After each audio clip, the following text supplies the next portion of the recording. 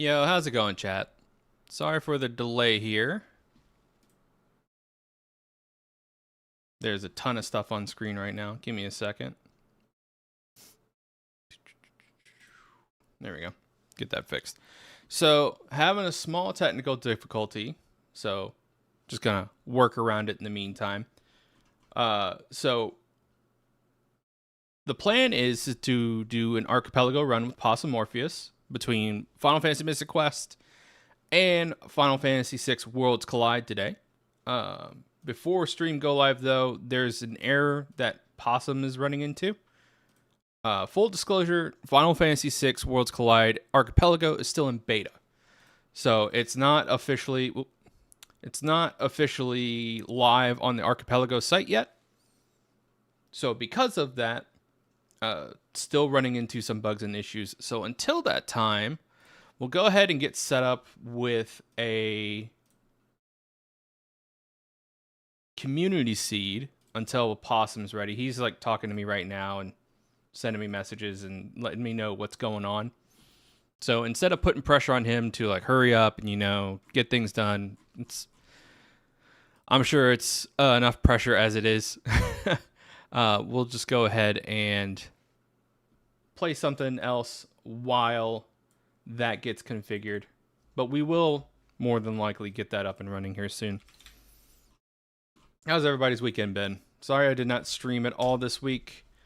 No particulars yet. I'm trying to get an answer for that, Senso. I have a feeling the connector Lua is probably not playing nicely with the SNI client, but it could be a number of things. There's a lot of moving parts with Archipelago.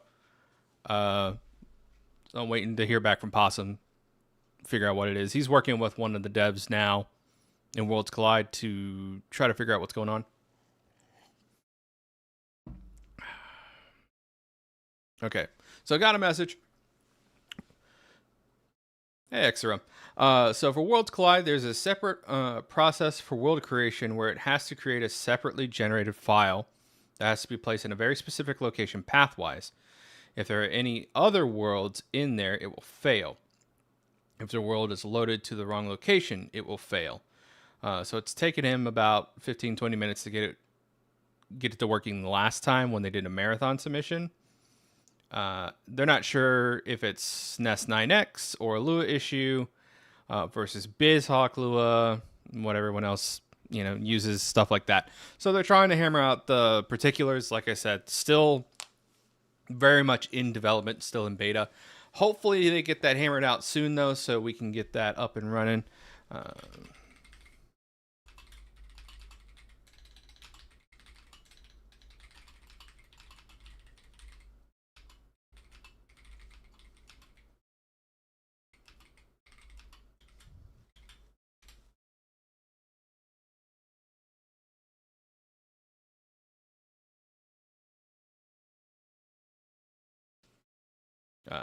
On another note, my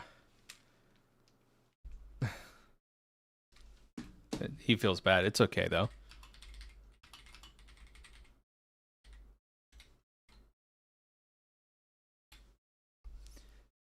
I'm not too worried about it, chat. Like I said, I've got a backup plan. I have been super busy with interviews this week for job interviews. So I have not had a chance to stream. It's a good problem to have, honestly.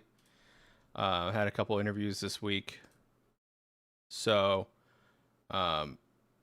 between that and, taking care of the kids and all that stuff, I just haven't had time to stream. So, like I said, good problem to have. But I announced hopefully. I announced the monthly community flags, and then I never got a chance to show them off like I normally do on stream. So this will be my chance to show those off on stream. So again, not a terrible problem to have. Oh, look at that. We got Kane. Make sure I got my audio sources set correctly. Okay.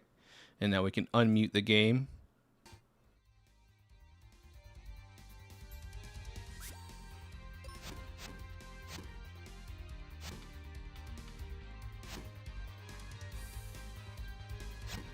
There we go. That sounds about good. Oh, look, you're right. It is Cecil. It's a Dark Knight Cecil. It's been so long. For some reason, I saw blue and I saw moving Final Fantasy IV, and I'm like, that's Kain. My mistake, chat. But yeah, my SN30 Pro has finally, has finally started eating my right inputs. Thankfully, I have replacement rubber pads on order. I have all the equipment to make the repairs myself, so I will not have to get a new controller, just have to do some repairs. So for now, that's why you see an Xbox controller instead of a Super Nintendo controller for my inputs, because I'm using my 8-bit do for today. So if my gameplay looks a little funky, I'm not used to playing this game with an Xbox controller. That's my excuse anyways.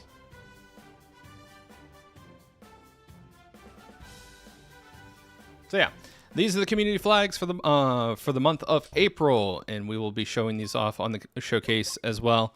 Quick overview. So I was experimenting with basically a treasure hunter setup, and unfortunately beta is not stable enough to run it as a monthly, so we can't do internal dungeon shuffle.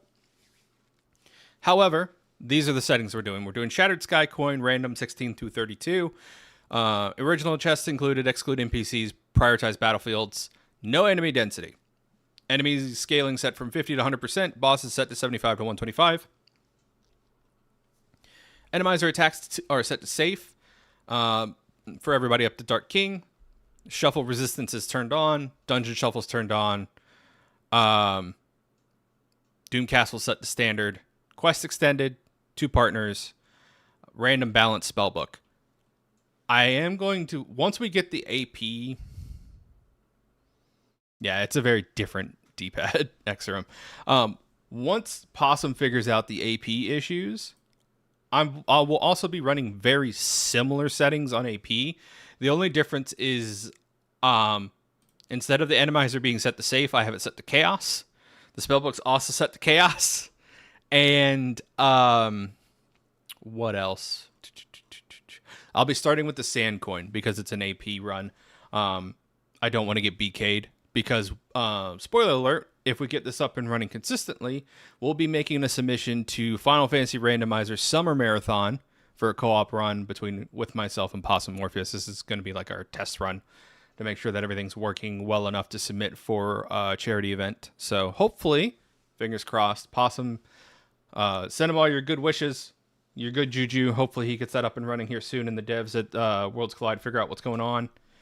And we'll get that showed off for you guys, and we'll get that submission in for FFR, Summer Rando Marathon, and we'll get things going. But until such time, let's get a run in.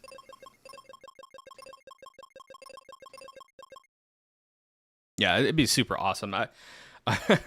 I always love being in the booth with Possum, just kind of chilling and talking. And there'll be more of that. It'll just be me and him talking back and forth with the chat for the marathon, shooting the breeze while we do a co-op run, having a good time, showcasing Worlds Collide and Mystic Quest Randomizer AP. So without further ado, let's get this started, though. 3, 2, 1, go. Bomb start. What is this, baby seed for babies? Sword, fragment, okay.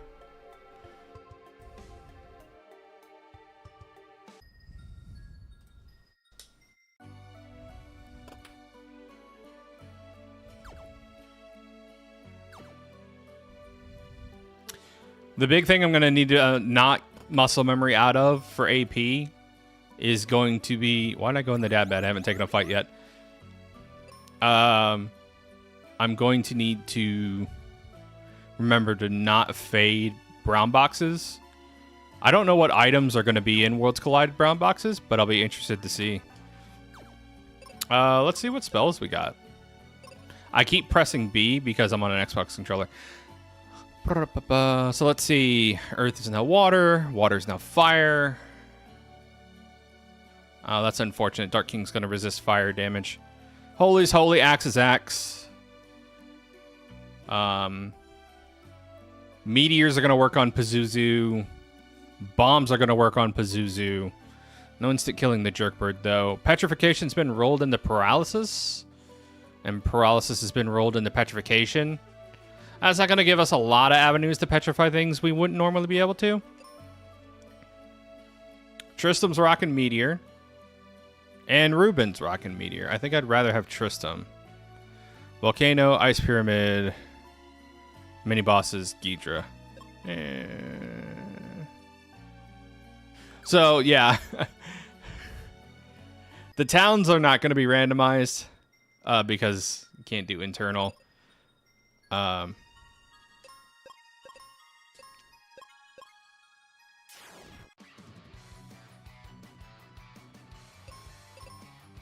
Yeah, Dungeon Shuffle is very fun in my opinion.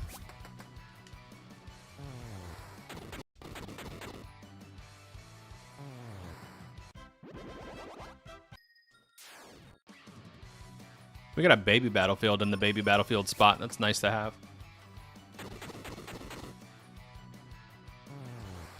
And no one wants to do tree. You're right, Roan. But maybe we'll find Ghidra somewhere else. And then we won't have to do tree.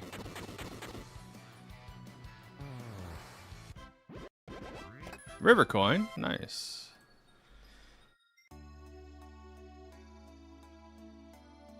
There's Phoebe. I don't know why I went in here. The check companions are set to exclude. Let's get some shopping money.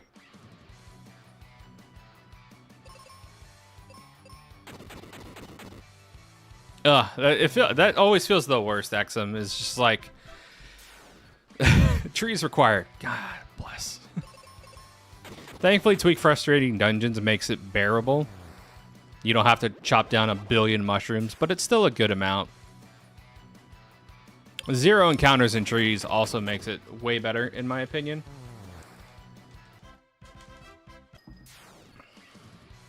So yeah, anybody just joining us, sorry this isn't the AP run yet. They're having some Possum's having some technical difficulties because the Worlds Collide Archipelago client is still in beta, and so they're coming across some technical difficulties. So in the meantime, we're doing the community flag set for April. Nice, got our big 1200. This is max ship.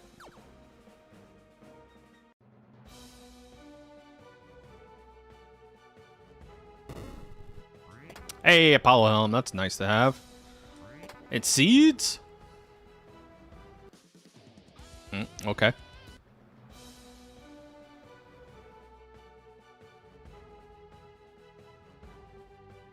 I came in through this door, right? Yeah. I say door. Staircase.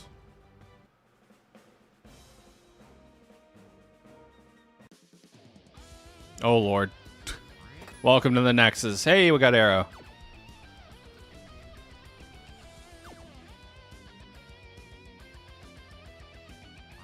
Axe. That's nice. We can go back to Foresta.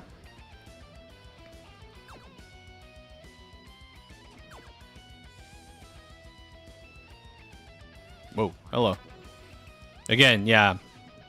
If you see me have any weird input things, it's just I'm just getting used to using this D-pad and this controller.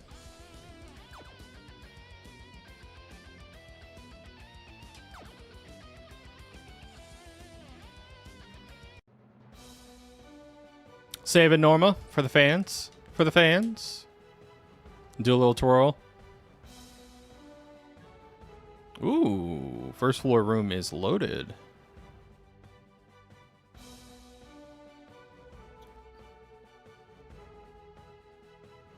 Oh, I could have jumped there. Okay. Thankfully, 2 very nice and clean dead ends for what could otherwise be a very mixed up room.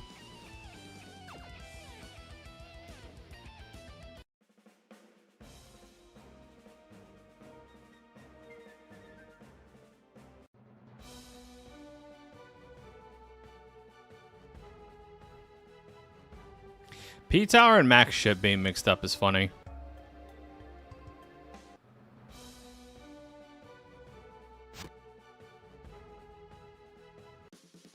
Useless room, okay. What are my quests again? Damn it, I hit B. Tristram. Volcano, Ice Pyramid, Battlefield, mini bosses of Ghidra. Not, all in all, not bad objectives. Not bad objectives at all. These are very bearable, very doable.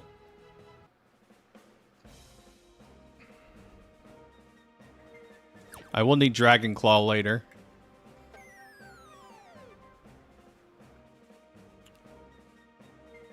Nothing. Nothing.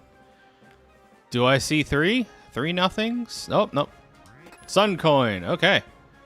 We have some decent world access.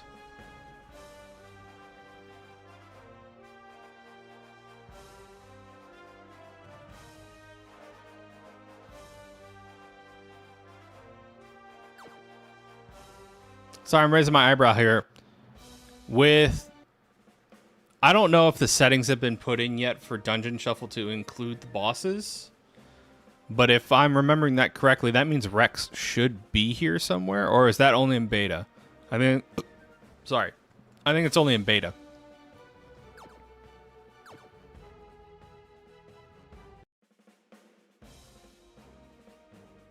Yeah, I think that's only been implemented in beta. So we'll take any battlefields we come across just because I need the XP. How did I get jumped at this baby battlefield? What did I do?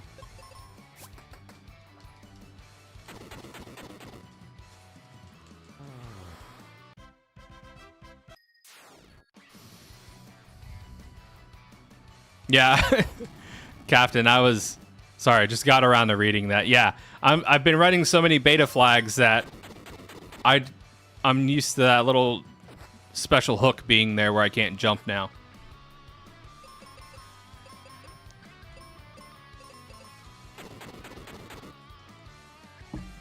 How are these worms so chunky? I don't get it.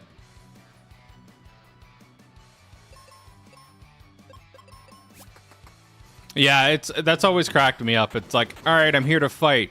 Surprise! It's like, where did the surprise come from, man?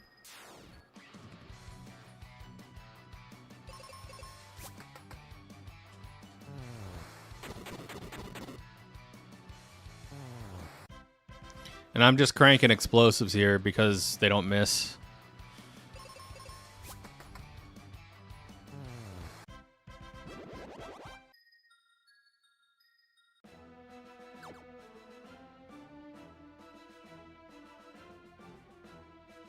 Let's go to Fireberg first. Nothing in the Blizzard box. So North Hooker's Tower has nothing. Good to know. Another fragment. I need what, like 20? Yeah, 20 fragments.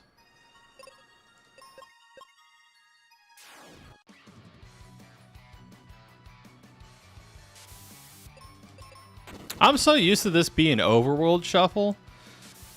Oh god, now I'm in hell. No, get me out. Get me out. Get me out.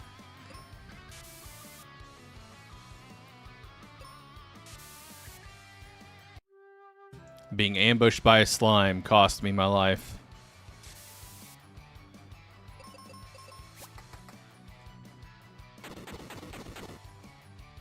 Yeah, at this level range, they'll probably be getting jumped a lot. We're going to save in case that happens again.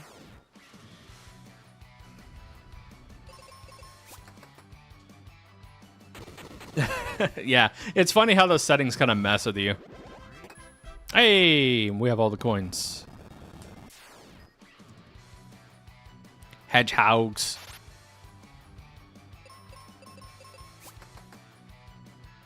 Good crit. Again, taking these for the XP, chat.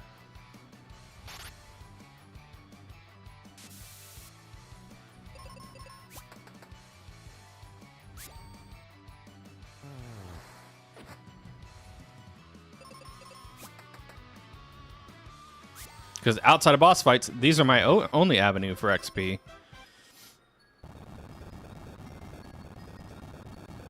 All right, so hold on. Which battlefield was it? Ice Pyramid battlefield. All right, so we need to go to Aquaria. But first, we check Ruben's house.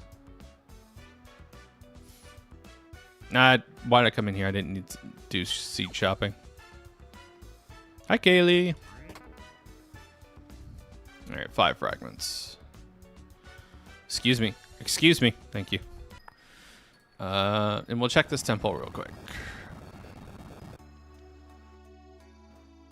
Nothing. Hey, Bill. Settings today are the April community flag sets that have been posted in Discord. So, Dungeon Shuffle with 2 companions, 2 random companions, random spell books, resistance shuffles, no enemies in dungeons, but 4 times XP multiplier. So basically, this is a treasure hunt. We're doing shards. Should be pretty fast. Again, for anybody coming in late, Possum Morpheus is still trying to get Worlds Collide set up on his end. Because Worlds Collide is in beta. Yeah. The Final Fantasy IV sprites are always great to get when you select random. But yeah, Possum Morpheus is having some technical difficulties on his end with the Worlds Collide Archipelago setup, mostly because Archipelago is still in beta for Worlds Collide. And so because of that, there's a lot of jank involved in getting it set up to run. So he's troubleshooting that now. Hopefully that gets set up at some point. And we'll do a run on stream. But until then, I decided to show off the community flags for April. I'm being boned.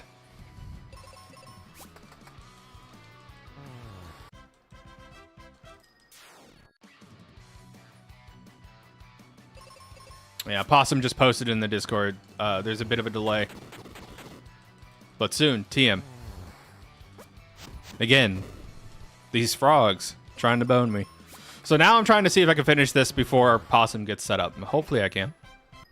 I would like that. Make this check before I forget about it. Libra Temple and Bone Dungeon are like my Achilles heels when it comes to remembering locations to go back to and check.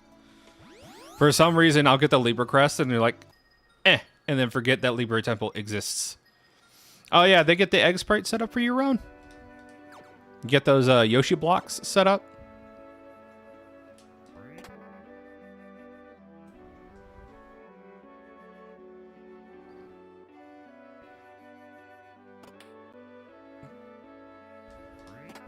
Aegis Shield. I love getting this thing. It's so great. It's so nice feeling. But yeah. Hopefully those will be added when Ham finally pushes the 1.6 update live. Those will be nice to have.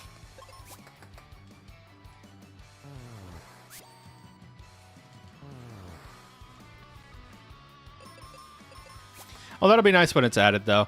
And then hopefully life, once that patch gets pushed through, once the update goes live, chat, I'll do my best to make a video outlining all the changes. So that way you can either read the patch notes or check out my patch notes video. And that way I can hopefully show on screen all the changes. So, you know, what new sprites have been added, what new features have been added, how they function, things like that. That way everybody gets kind of a good idea of where things are. I am going to take this fight here real quick just so I could dupe some seeds. I'm being stingy. I got enough levels, though.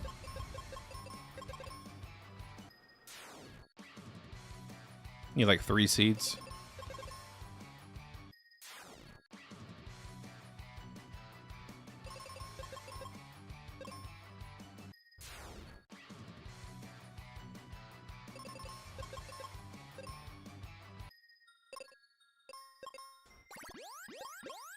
Oh, Tristan got exit. Nice.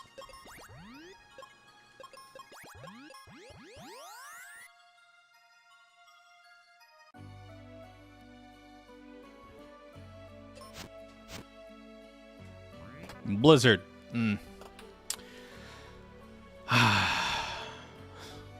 Not great. We have Arrow already. It's like I went back for this. Did we check level forest? Yes, we did. It was one room. Okay.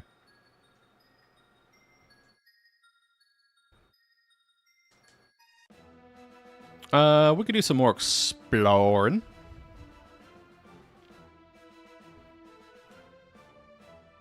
We're at level 11, so...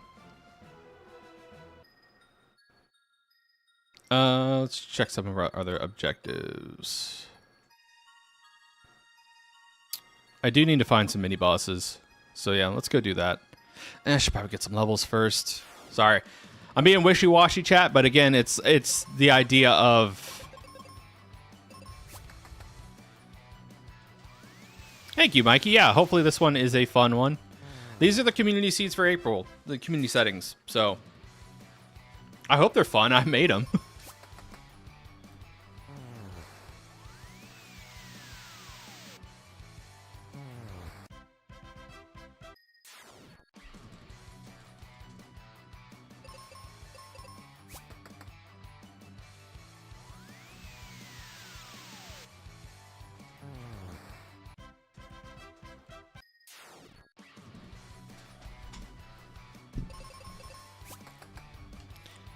Not great XP coming out of these guys, but it's XP.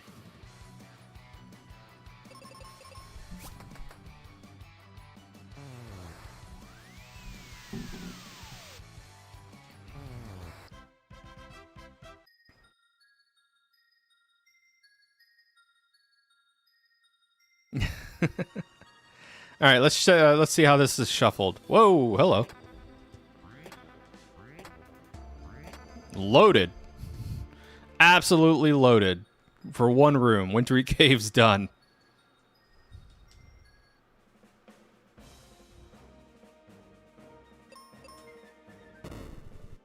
And I don't need to go back and free Aaron, which is nice. Not a quest objective, and NPCs don't have items. Let's go left first since I see a red chest.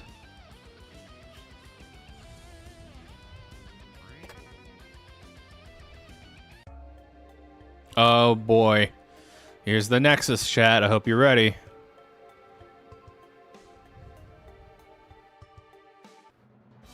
Mount Gale. We can peek. Okay.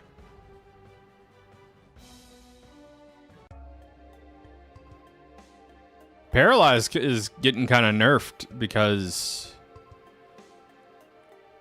Petrification is swapped with it, and there's more mini bosses are immune to Petrification than they are Paralysis.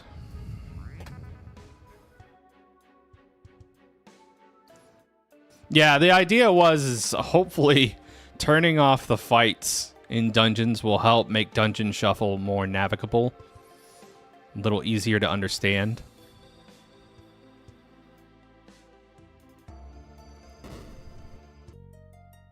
I hope you'll like doors. Mask? Too bad that's useless in this flag set.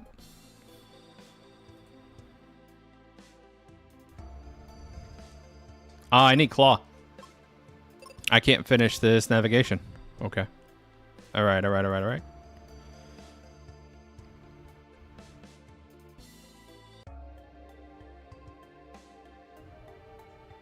That's where we came in. We checked this door. One of these has to loop into the entrance. Maybe.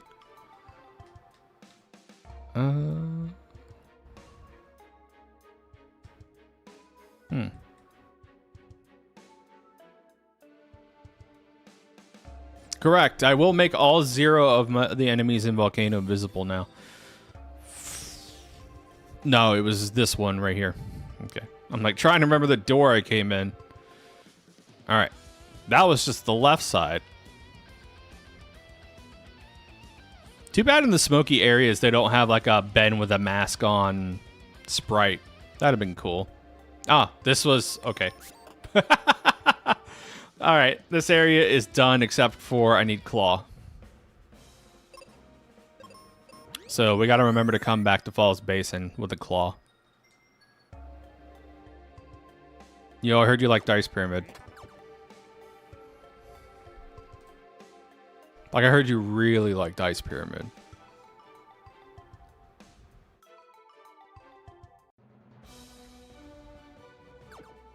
Nothing there. Oh, yeah, it's pollen season, boys. It is. The pollen is everywhere. I literally took my son out to the car with the hose and let him spray the cars down to get the pollen off of them.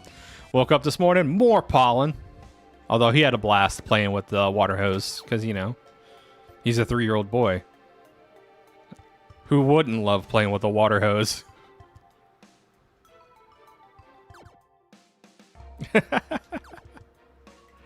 No, I'm an idiot. Misinput.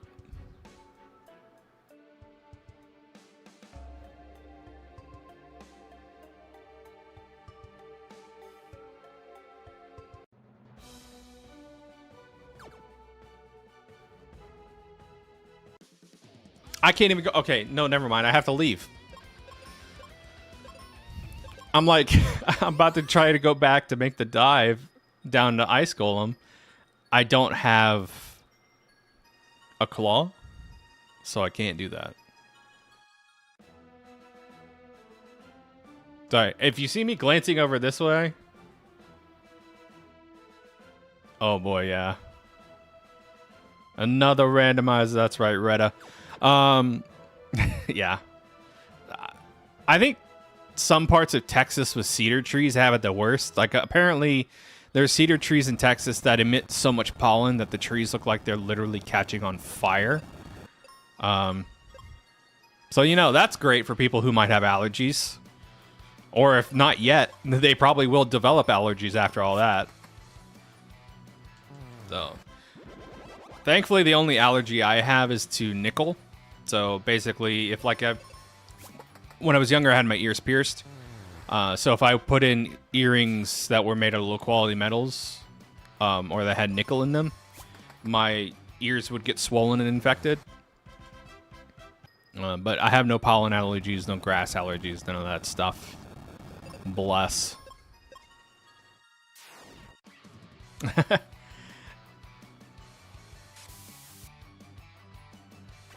Ohio, yeah.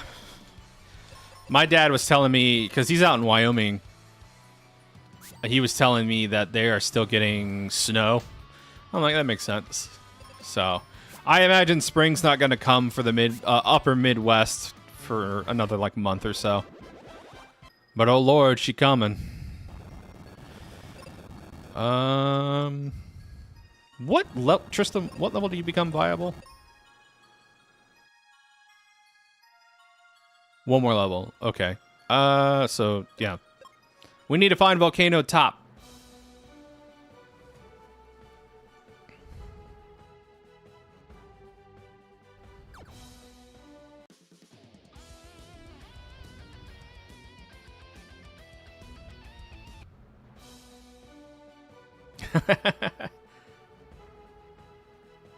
Yeah, Senso, you're not too far away from me. I'm on East Coast Virginia. We got a claw! Let's go! But yeah, I'm on East Coast Virginia. So, the weather's kind of made up for me, but it's generally consistent enough for me to be like, that's a nice little feature, chat. Here you go. If you don't have Dragon Claw, you try to fall down here. I'll need a Dragon Claw to come back up. Yeah, no, it was so... The pollen was so bad the other day here that it was basically like haze. Like, it was so thick, it was like a haze, like a house, like there was a house fire going on or something. Like, that's how bad the pollen was the other day for us. So yeah, it's bad everywhere.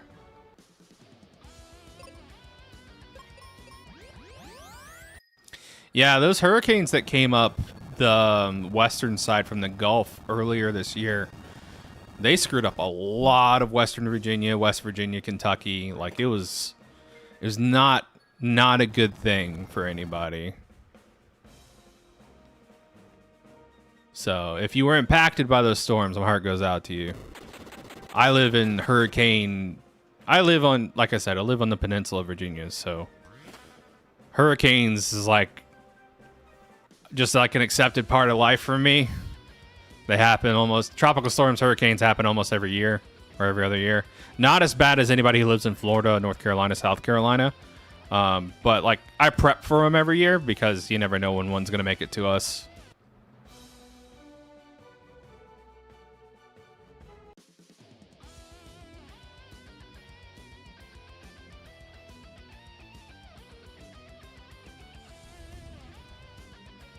That's a very specific allergen. I am sorry that you had to find that out that way, Rhett. That sounds awful.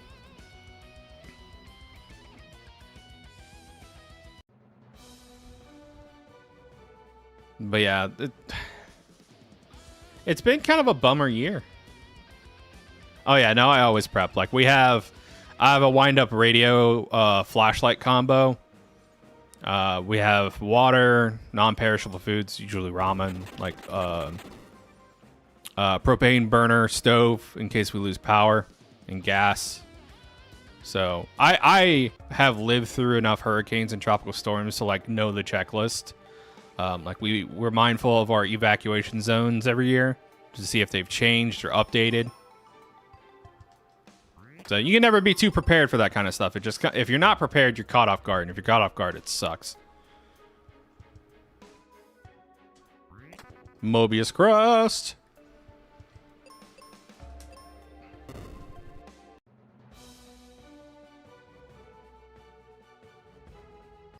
Yeah, I lived the city I grew up in. We found Mac, by the way. Praise be, we found Mac. Gotta remember, he's in Lava Dome.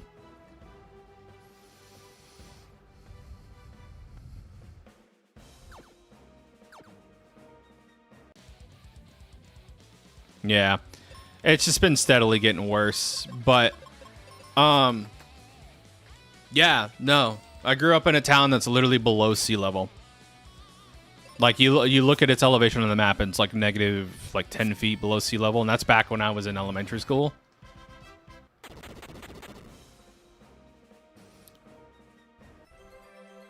Yeah.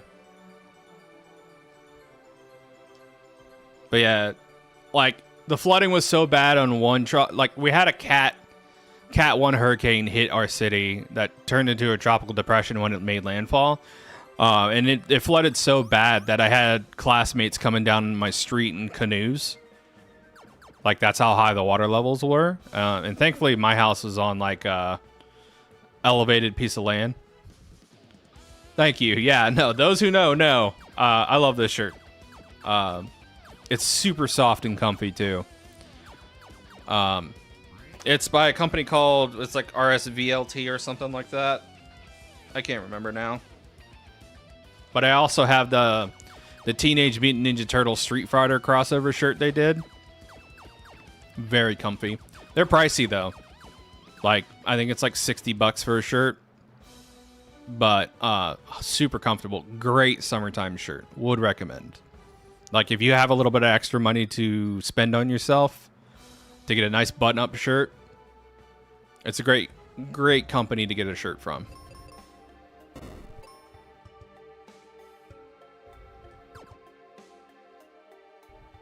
And as soon as I saw the Lucy shirt, I was like, yeah, give me that shirt. Not only does it work as a summertime shirt, but it works as a reference for those who know.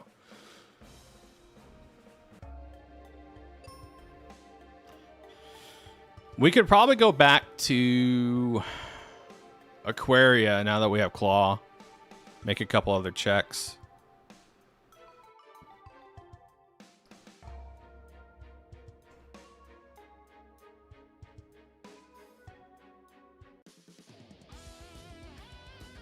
How deep in was this? I'm just trying to remember if there was any deviations, any forks. All right, Lava Dome is where Mac is. We make a note.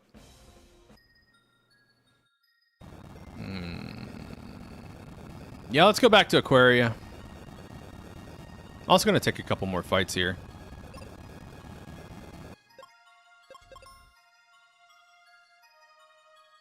Weak to bombs, now weak to wind. Wind is now bombs.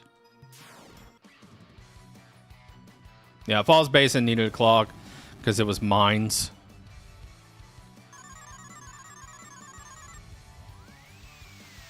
Honestly, I'm on the hunt for mini bosses. One of them is Jin, so I should just go do that. But I also need some levels, and this is actually a really great place to grind for some XP. So as soon as I get like 16, we'll leave. We'll stop taking some fights. I need to get Tristram online sooner rather than later.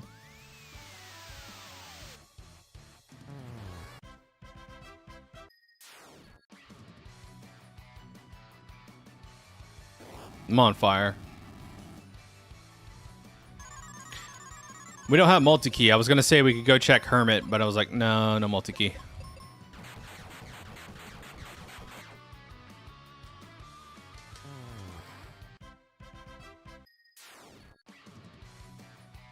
Come on, just give me like 2 levels. Please. Tristram's living his best life as my meat shield.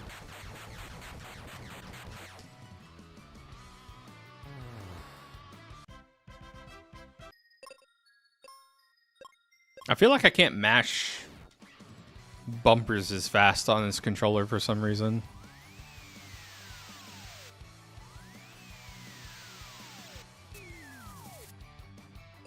Correct. Hermit won't have anything.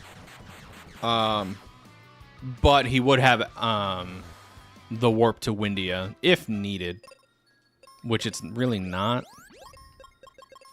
But there is that little chest in the bottom right-hand side of Fireberg that I didn't peek. That could have something in it. And I don't need key for that. So we'll go back and check that real quick. I got a level. Okay. That's enough of that. Let me peek this real quick. Come here. Yep, there is something there.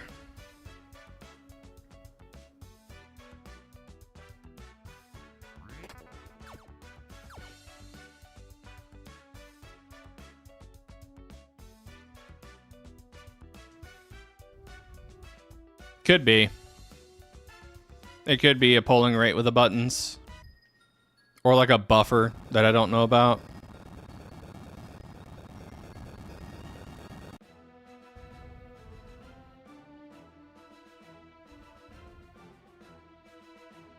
I do appreciate the fact that this controller has Hall Effect sticks, though. I really do think Hall Effect needs to be the new standard for joysticks moving forward and be kind of improved upon, because I know there's still some dead zone issues with Hall Effect sticks. They're not perfect, but they're infinitely more reliable than standard joystick applications because there's no rubbing parts. I do not have a Dragon Claw, but we could still check here. Because I'm fishing for mini bosses in top of volcano. This is Lava Dome. Decided to run to Windia really quick, chat, just because we haven't checked anything here. If there's anything I can like knock off my list, might as well, right?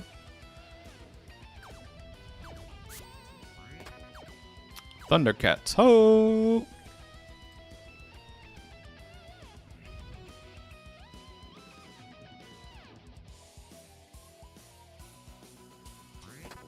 We're almost at we just need one more fragment, and we're good on fragments for go mode.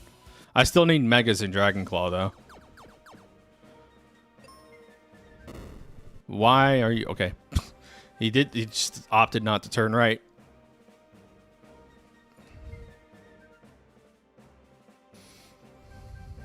Seeds? Thank you, Tristram.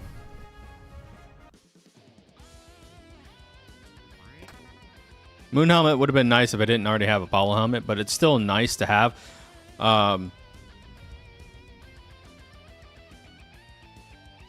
TMR. I have not done my research on TMR joysticks. What's the lowdown on those?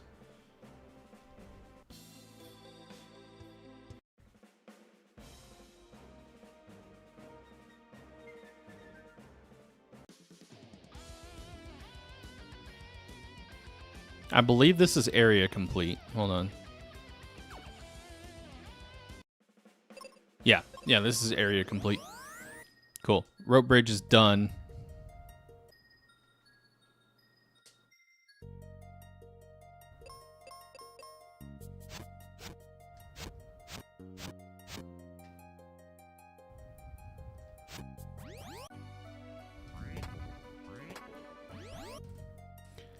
I mean, I wouldn't mind playing as a wrestler.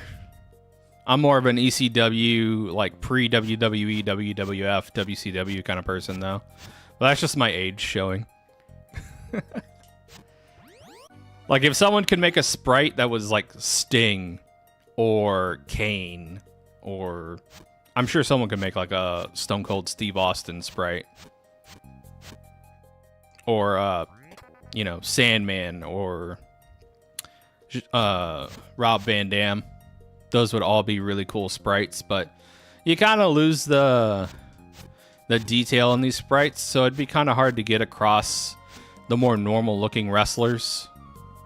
That's why I mentioned Kane and Sting first, because they're so, like, they're very easy to color coordinate, and they have very iconic looks, like costumes. You could tell at a glance who they were. Like, hell, you could probably even get away with making an Undertaker. Just, like, do the hat and the outfit, like the trench coat he wears. I never watched a lot of AEW. My dad was big in the ECW, WCW, WWF.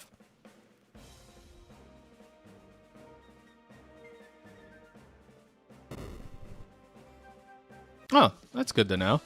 Do TMR sticks also have the benefit of, like, basically being magnetic to where there's no touching parts, or is that like back to having physically touching components and whatnot?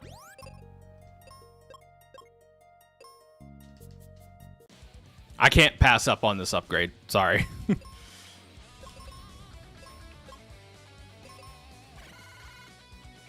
Oh, Spencer's lost his ability as a body blocker. He's now a triage man.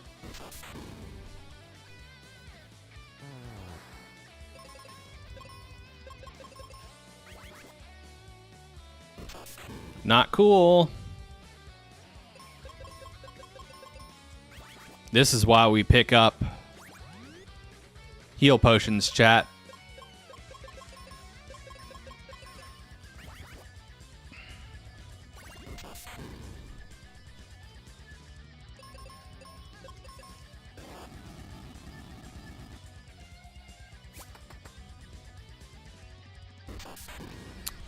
The ferromagnetism I can understand. Quantum tunneling, that sounds a little pretentious, but, you know, it could be a thing. But hey, if it's an improvement on Hall Effect, I'm all for it. Like, I'll be the first to admit, Hall Effect's not perfect. Like I mentioned, I've heard of dead zone issues and some impreciseness that can happen in Hall Effect, but I love the ability that Hall Effect has of being able to make joysticks last longer and have less drift in their lifetimes. I think that's a substantial improvement.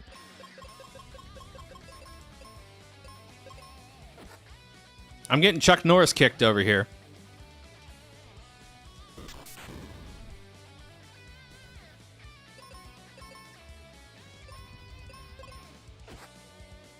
Oh, that's a crit. He wouldn't have lived anyways. Die? Thank you.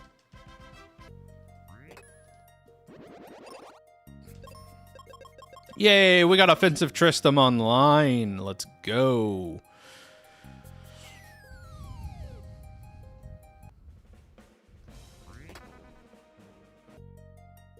All these extra fragments I don't need.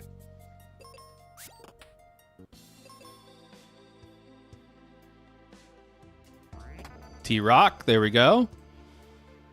So now we just need Captain's Cap, Dragon Claw, and Mega Grenades. So when I say just need, it means we need basically everything else still.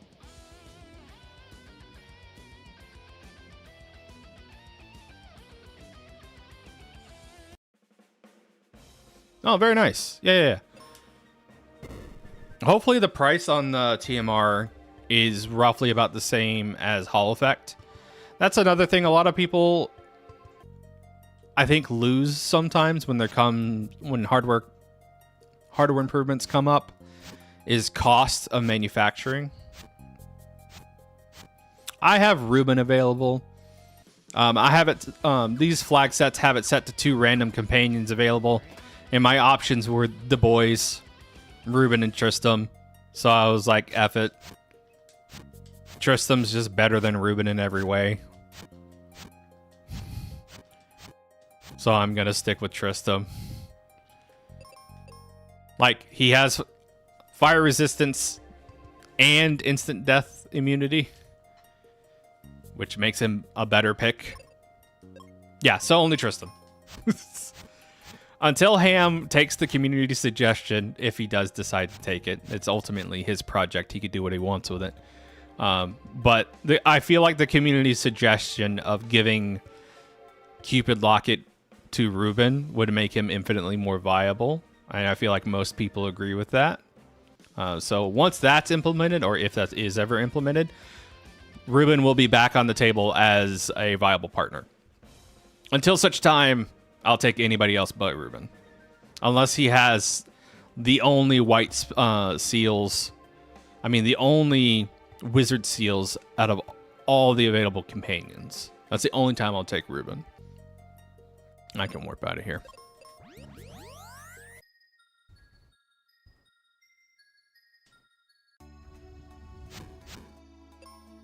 Yeah, the word quantum is getting closely up there to AI as a buzzword for me, at least in my head as a marketing thing. I'm sure, like, there are honest-to-God's applications of quantum mechanics in things. I don't know. I hear it come from a tech bro, and I'm like, no. Get out of here. Hey, we found a jerk bird. Too bad I don't want to fight you at all. I would love a Dragon Claw or Mega Grenades, though. Those would be appreciated. Magic Mirror. You know, I did not peek behind Hydra.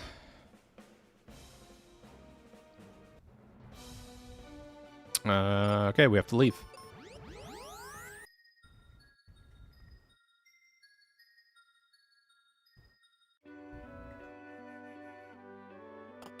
Yeah.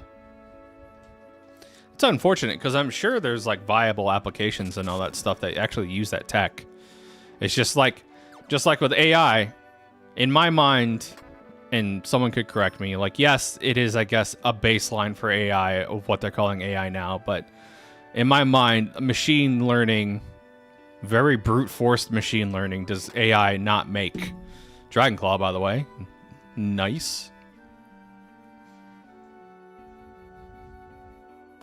Like, right now, we basically have a bunch of multi-million-dollar companies making AI that is essentially just stealing materials from everybody else and being like, this is mine now.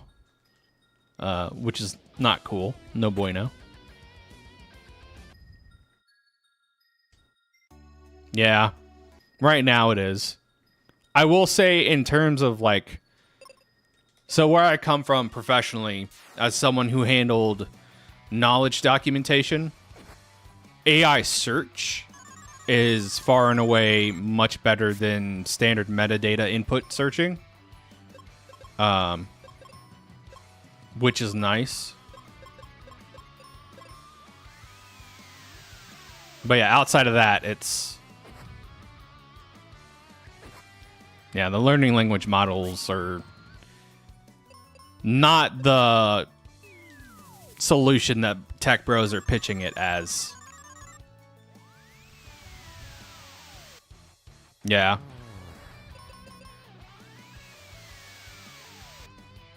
Correct. Exactly. It's like when we actually get AI, awesome. Game changing.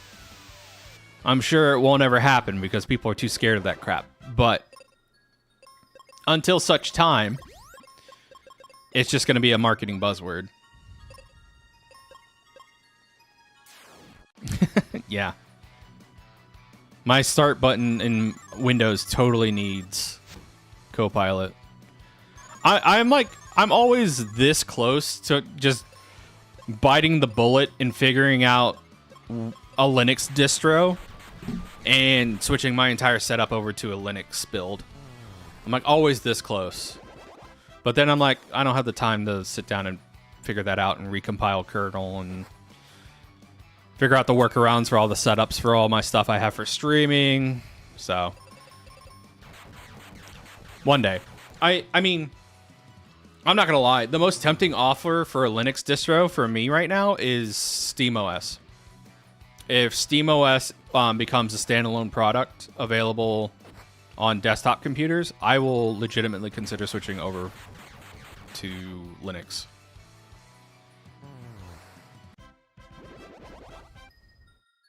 Yes, exactly. And I'm not a Linux hater. There's no such thing as a perfect operating system. Windows has all of its awful faults. I just also have a lot of legacy skill and knowledge that comes with Windows. So it's my comfort zone. It is what it is, though. Like I said, though, like I will legitimately consider switching over to Linux when SteamOS finally becomes available as a standalone product for desktops. And I say when, not if, because I'm pretty sure that's going to happen. It would be foolish of them not to market that as a solution. Like, we all know Valve loves money.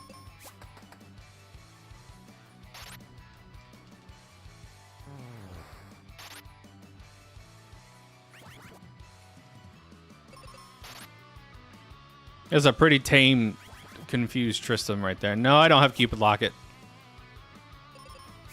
I should have switched off Dragonclaw. Yeah, from what I understood on the Steam Deck and other handheld platforms, SteamOS works great. So it's only a matter of time, I think, until it finally becomes its own standalone distro and folks can try it out for themselves. I need a Dragonclaw for something here. I think. Yes, I needed... Hold on, did I?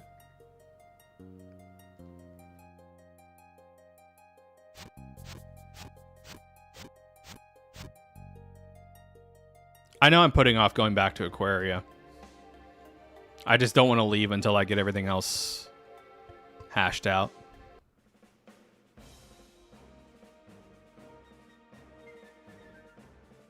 I've not heard anything from Possum, though. Hopefully things are going okay for him in his troubleshooting. I might win this race, though. And I always like winning.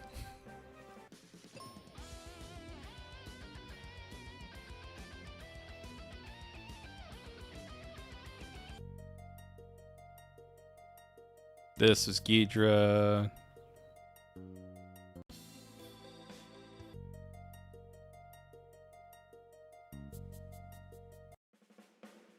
Okay. Tree's done. We do not need to come back to a live forest. It was here. Okay. Just a fragment. Bummer.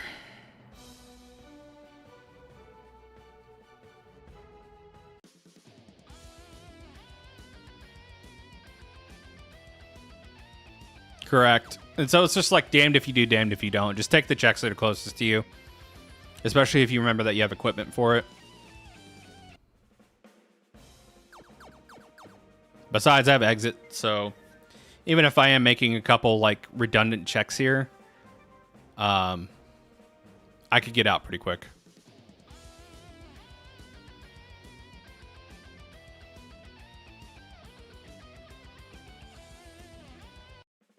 I'm also not taking notes like I should be. Just kind of doing this all from memory. Let's go check Mount Gale really quick. Because I thought I remembered there being something there.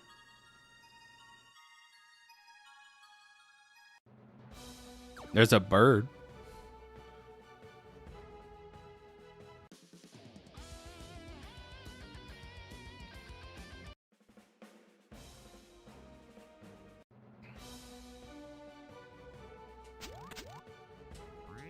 Ah, just a fragment. Into meteor chest. Had cure. It's not bad.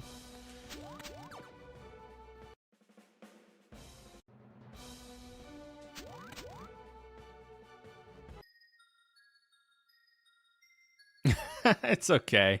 Yeah, the tracker helps out immensely. Oh, that's right. That was Switch. Okay. But yeah, not taking notes on Dungeon Shuffle can come back to bite you, obviously, from what you're seeing here. I'll make no illusion to have some great Mind Palace memory. Like, I forget shit all the time in these.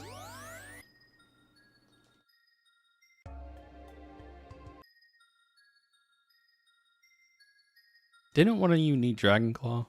Yes, I need a Dragon Claw here.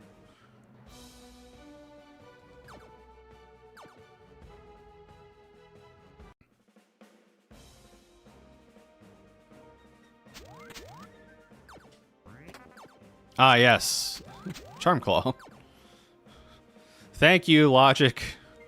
I appreciate you and your redundantness.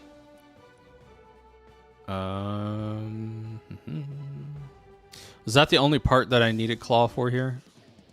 Ah, yes. We could not check this earlier. Hey, top of volcano! Too bad I can't go over and smack her. Be another level up point for Tristan.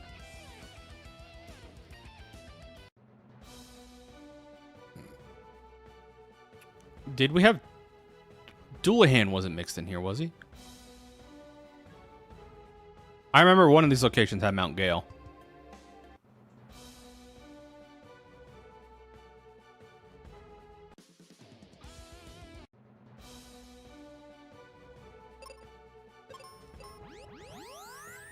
Yeah.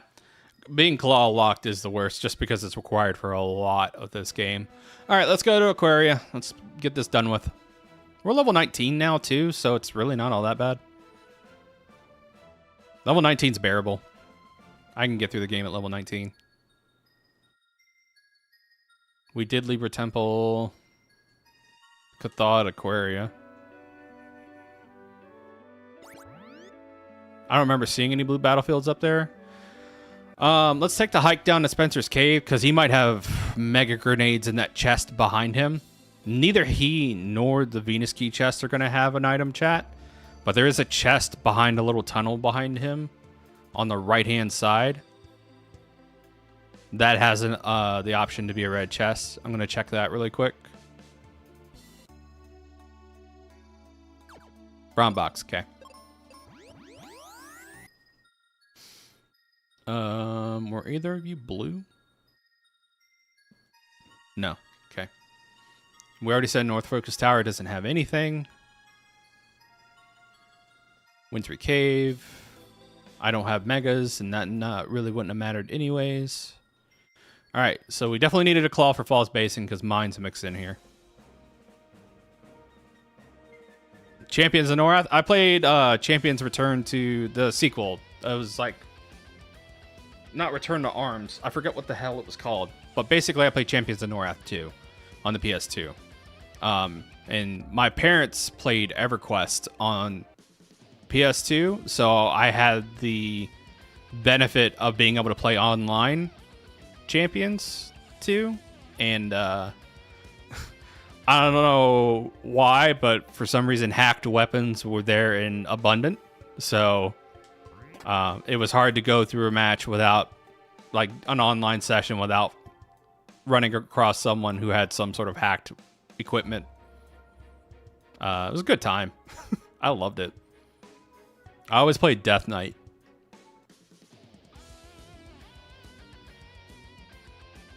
Just because I like poison builds.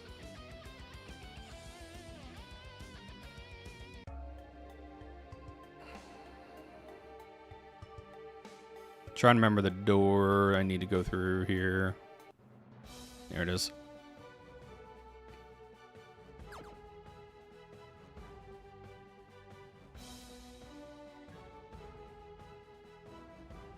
Yeah, if you give me a game that has like a class that can spread poison to other characters or has corpse explosion, I'm all for it. Give it to me. I'm very much a necromancer player, like in Diablo.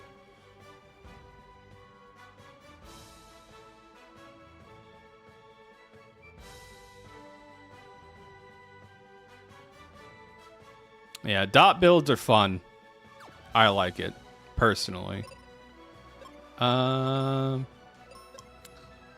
fun fact, we might be able to get a petrification kill off on this guy because paralysis and stone swapped.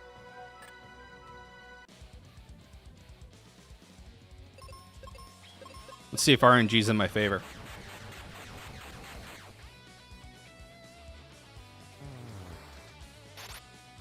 Yeah! Always feels great.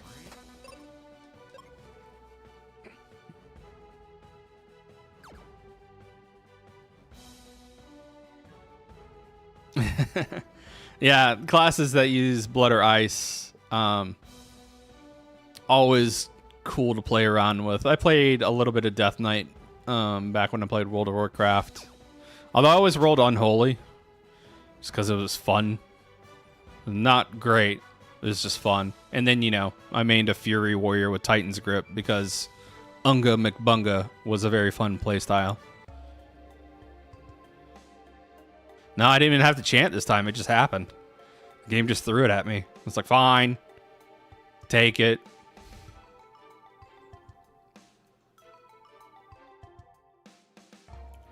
Is that everything?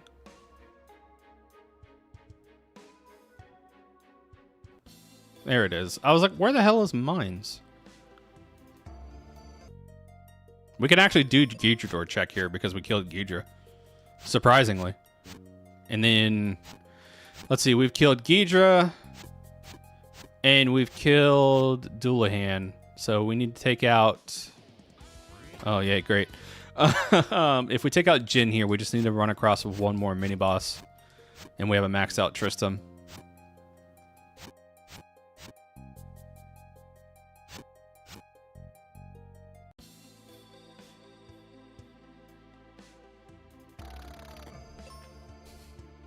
Yeah.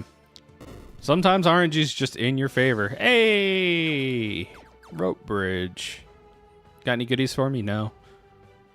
I have to remember not to reflexively exit out of some places when I do dungeon shuffle because, like, right here, after I grab this chest, if this was, like, on a vanilla seed where, you know, regular locations, I would straight up warp out and be like, done. It's faster than walking. But I have to remember in dungeon shuffle, I'm like 6 layers deep here. And if I do that, I'll be making a lot of headache for myself having to backtrack. So you got to make sure I calm the exit trigger finger, chat. What did Axe roll into? Axe. Cool.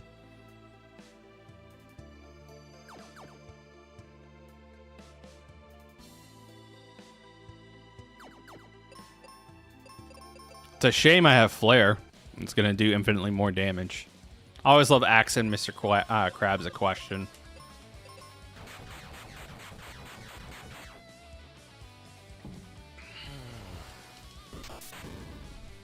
Let me send Possum a message while the crab dies here. See how things are going.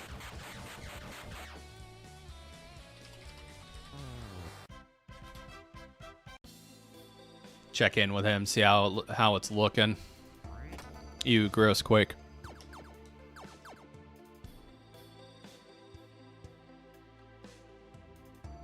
I am excited to do this AP run though. Like, Worlds Collide is a very fun randomizer. I have only played it like once or twice with someone basically playing a seed alongside me because I don't have that game memorized like I have Mystic Quest memorized yet. True, you gotta roast it. I forgot to use seeds, but it's okay. This shouldn't take too long.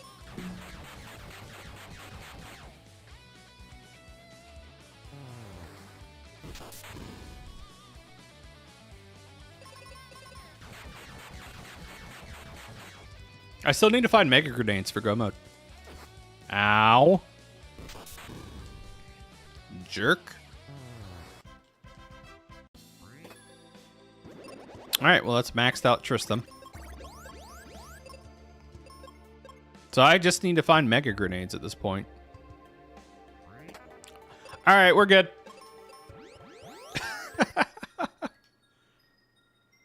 True. Final Fantasy VI is infinitely larger than Mystic Quest.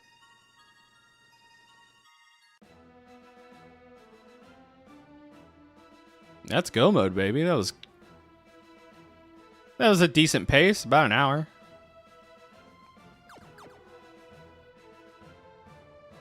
The only thing we're missing right now is Cupid Locket out of the things I would like to have.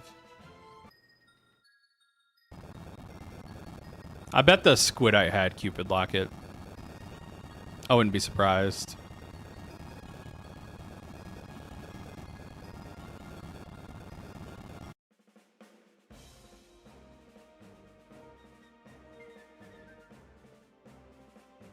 Yes, you do, Demon. This is Dark Knight Cecil. We have a ton of Final Fantasy IV sprites. I think the only thing they haven't corrected on these sprites yet is the bob. So on Mystic Quest, when characters walk left and right, they have a slight up and down bump. And on the Final Fantasy IV sprites, that bit wasn't enabled when they were imported, so they don't bob like the Mystic Quest sprites, but it's an easy enough fix. Just got to get that implemented. Wait, what am I doing?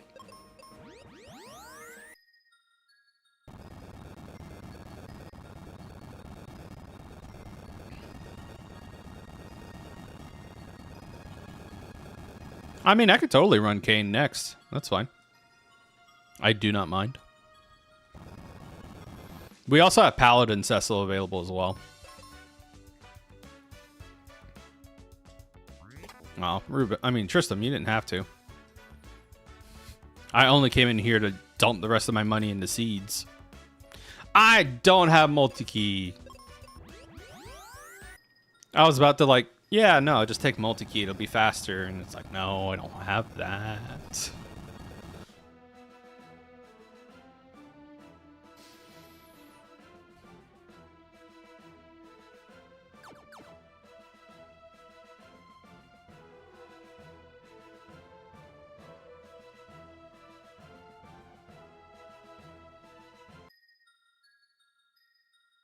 No word yet from Possum Chat. Unfortunate. Sounds like might not be able to get that done in time. We'll see, though. I still have the gauntlet to go through.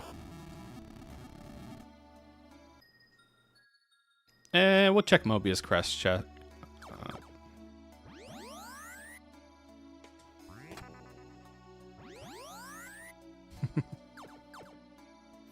Yeah, Kane's a great character. He betrays you one too many times for my liking because of mind control, but that's just a small issue I have with the writing. Otherwise, like I said, fantastic character. I love his depictions in other media, like he's really good in the After Years. I really liked him in Dissidia, especially since he calls out Lightning on her crap all the time in that game. Like Dissidia Duodecim. Kane is great for raining on Lightning's pity parade. Some great character chemistry there. He was great in Opera Omnia, too.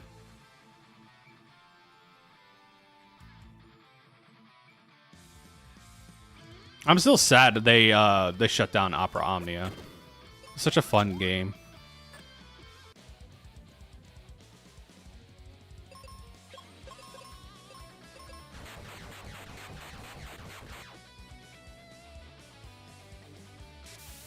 No, he's got paralysis. And I missed.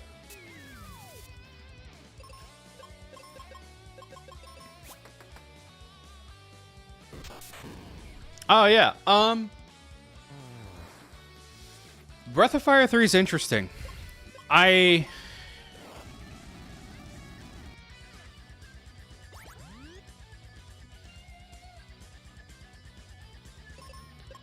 My opinion on Breath of Fire 3 right now is that it's a little...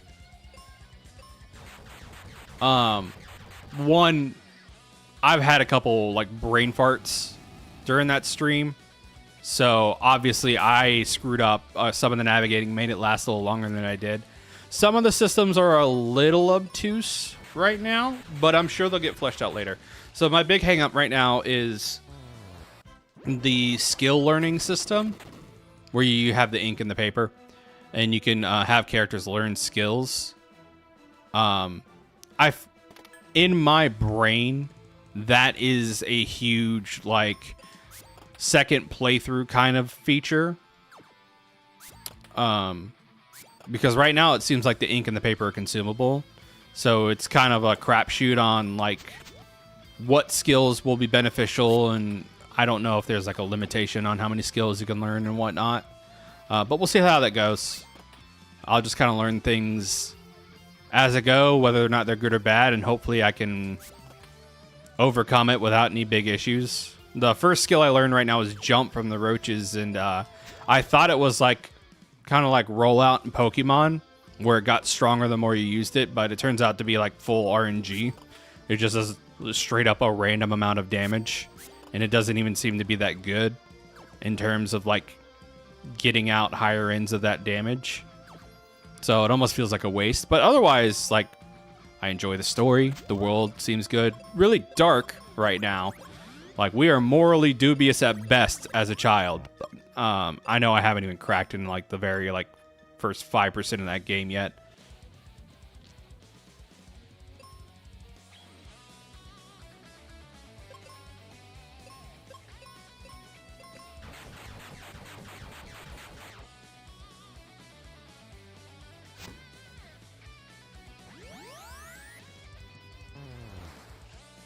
That's good to know. Yeah, if there's anything in the so I fully plan on returning to my playthrough of Breath of Fire 3 this week. Hopefully. If there's anything that's in the game manual that's available for players, please feel free to tell me that. That's not a spoiler. And that's not backseating. That's literally information I would have normally that I just don't have. So. Fair. Yeah, Tipo especially seems to have no moral qualms right now, but again, he's a child. So that tracks. All right. Water is now fire weakness, so this Hydra's gonna get it.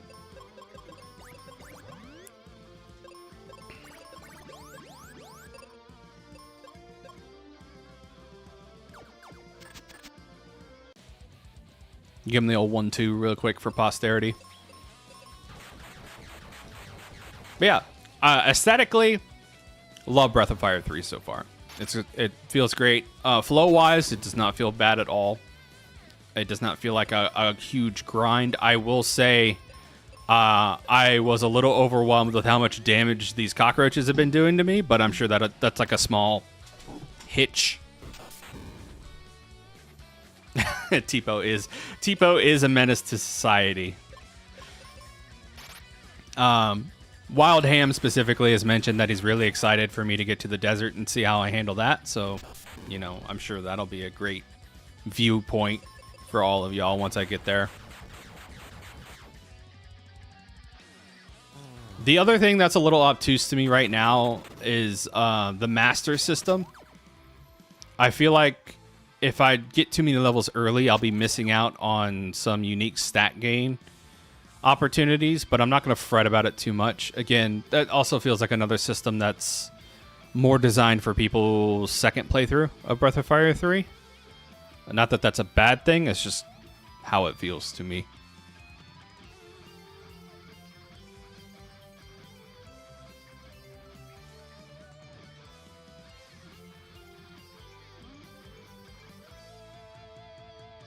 I do have a PSP emulator run, and I would have considered firing that up, but I just wanted to play it on the OG platform first. Although, no, I'm not going to lie, I really hope that at some point Capcom like just shadow drops a Breath of Fire 3 collection for Steam. That would be fantastic. Just give me like the first 4 Breath of Fires in one place on Steam. please and thank you.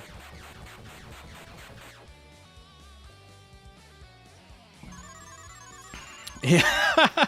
Tristan keeps getting doom danced, but he's immune to instant death, so he's just like, yeah, whatever. Ow.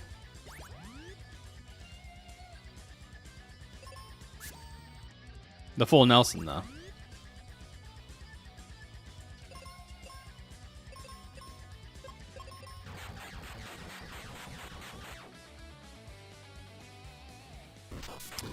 I'm sure that was a consideration. I just don't know.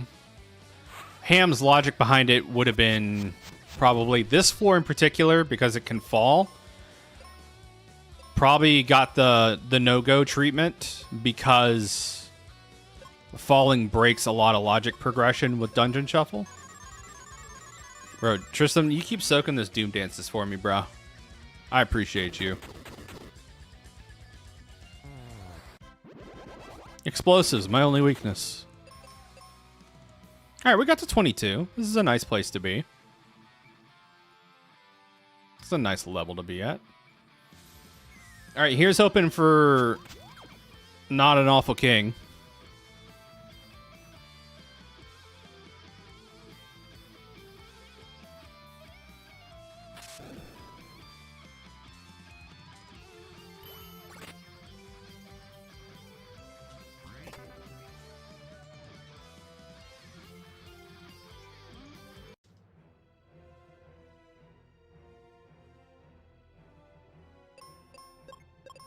I gotta remember to use Meteor instead of Flare because King will be resistant to fire damage because of the way the Dungeon Shuffle roll. Okay, or, you know, I could start off by Meteoring the party. That's great.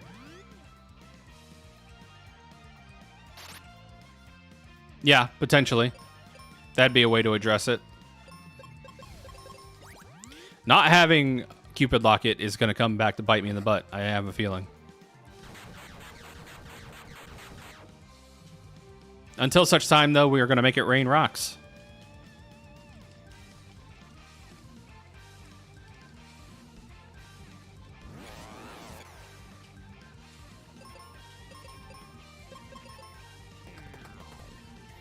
I'm being choked.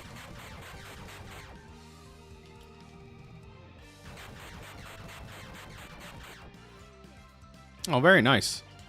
Those old game guides are like legacy treasures at this point, I feel like.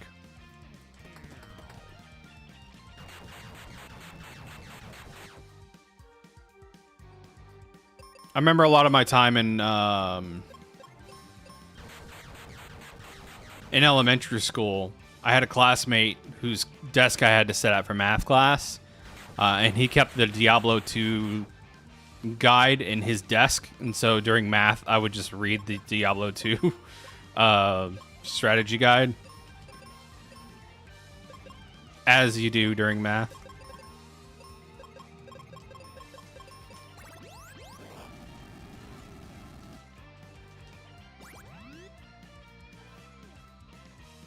I don't have any of that stuff anymore. I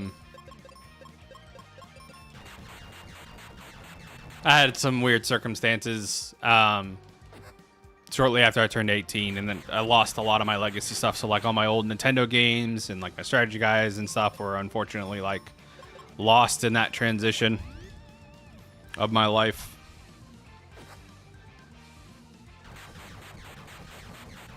I do miss having my Maximum Carnage cartridge. That bright red cartridge has a lot of fond memories behind it.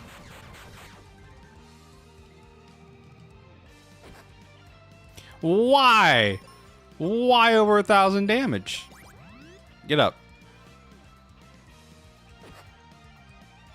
Again, why over 1,000 damage? Stop critting my party.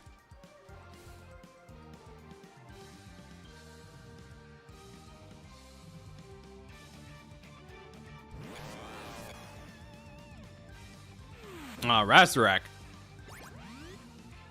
Shoutouts. This is a custom sprite from one of our community members who also made the very cool Pazuzu on a motorcycle and sunglasses sprite. Same community member who also made the Pazuzu and Ben sprites. So this is a custom character from them.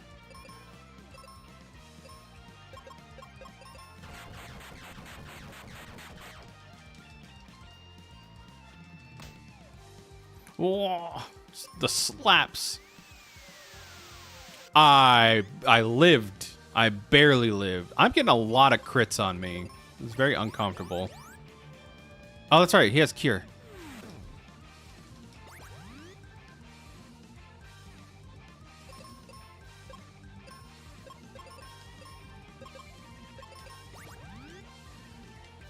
That's a very cool sprite. Why does he have Sky Attack?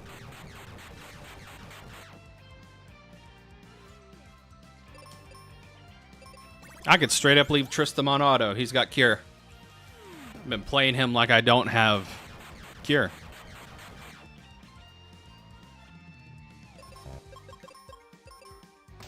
Ow.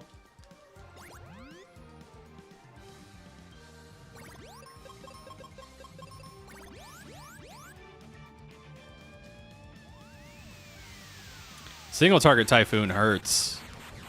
That was not a crit that hit Tristram earlier, that Typhoon. It was just the double damage of Typhoon.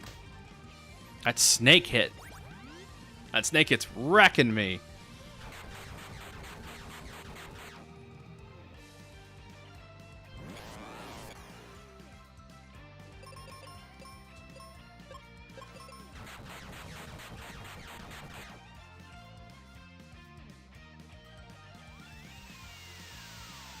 Yeah, I'm getting rolling. I'm getting that rolling attack.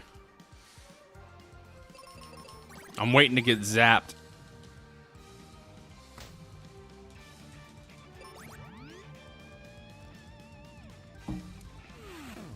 Not gonna lie, Blanca's Street Fighter 6 mix-ups are pretty nasty.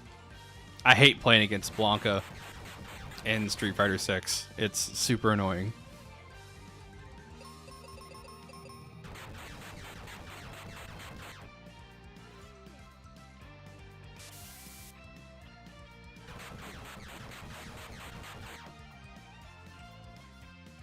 Time. Okay. 119.19. Not bad. Not bad.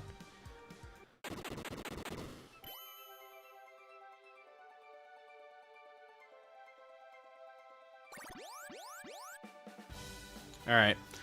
Unfortunately, it looks like Possum has not gotten help yet on their issue with the AP client, so I'm going to go ahead and edit the stream title. We'll do AP another day.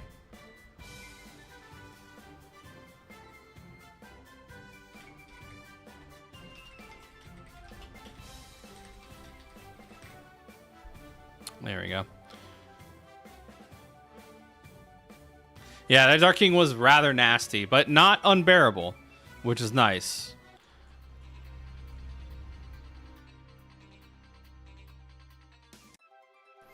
All right, let's do randomized music. As chat has requested, gonna be using Kane next. Let's roll, generate, and then let me work my MSU1 magic, and we'll roll a second seed.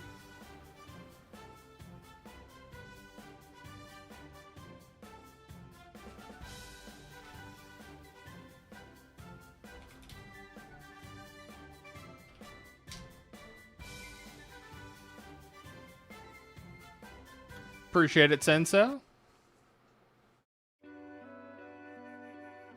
Yeah, the scaling on Za and Dark King on those attacks is especially brutal. I agree with you, Roan. Round 2, Malufau. That's the seed. Or the hash.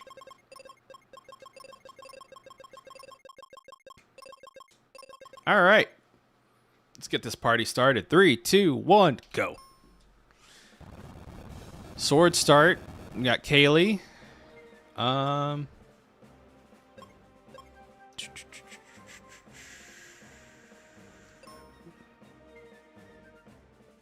Earth is fire, water, fire, arrow. So Dark King's gonna be resisting flare again. Bombs got rolled into holy, so no instant killings. Wind weakness rolled into water. Meteors are gonna work against Hydra. Bombs are gonna work against and okay. Kaylee did not roll great. Ruben's looking really solid here, unfortunately. Save Aaron, defeat dual hand, clear mine battlefield, 12 fragments. Yeah, it looks like Ruben's going to be our boy. Hate to see it. But Kaylee just rolled really awful. Like, really not good spells.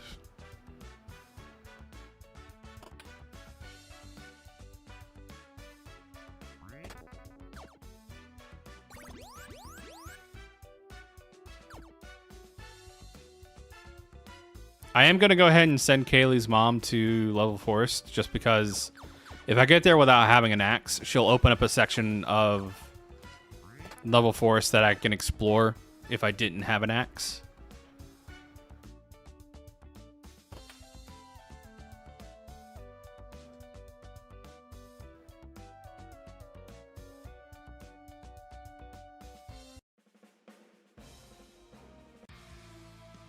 Hey!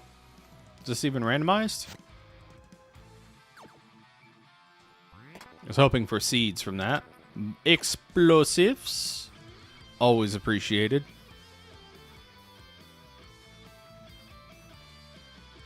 But yeah, if you're noticing Kane's left and right animations, he's bumping up and down like a Mystic Quest character. So this one has the sprite has the proper toggle to make that happen.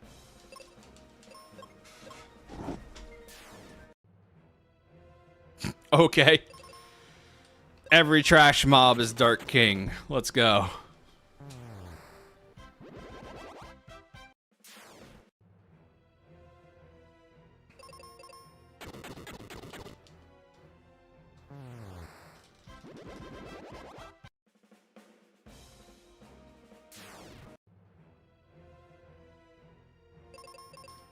Yeah, we're going to be bombing stuff early on. It's just like our only source of AoE.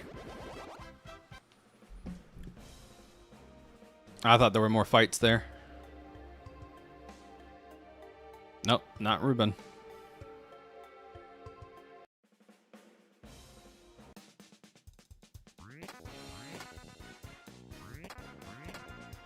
Hoping for seeds out of one of those.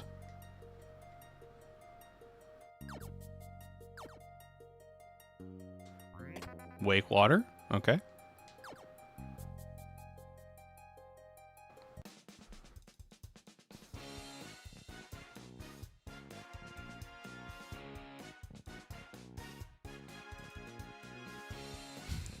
I mean, it's true. I hate to say it about the guy, but like, he has no other saving graces defensively. His HP is mediocre. His defense is all right. He can only resist. He only has fire resistance. He has no other immunities from status ailments. Like, he's literally outclassed by all of his other peers. Sad but true. All right, Ghidra is in Bone Dungeon. Mental note, and he's actually not that far in.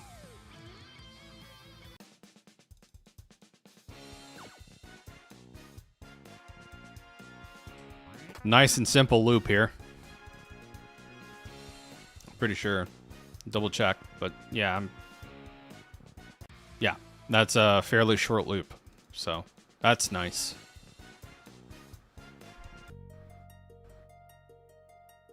No exit yet, so I gotta walk out the old-fashioned way.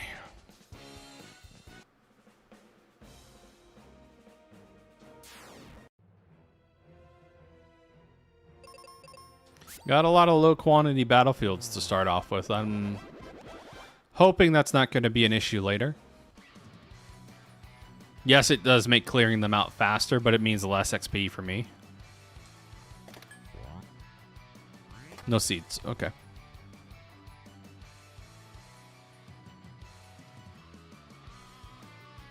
There is something in the blizzard chest this time.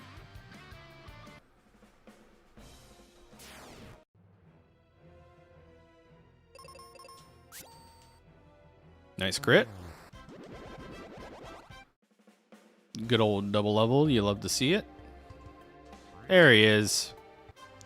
How's it going, man?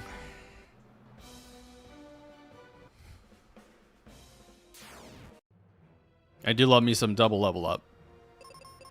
Oh, I should not have had him set to defend.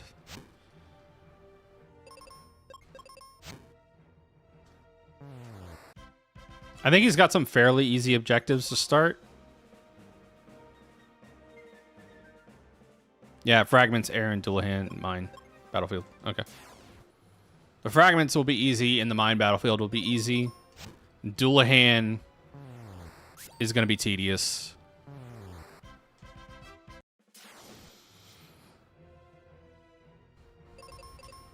But I think he gets white at 23, so should be online after like 2 levels.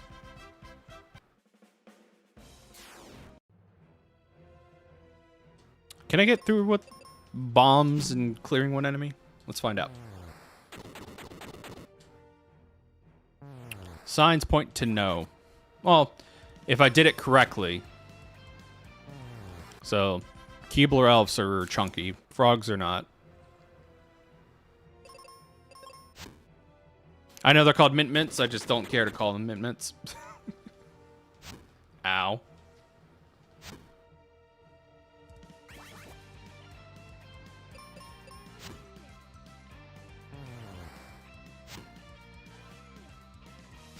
So much axing going around.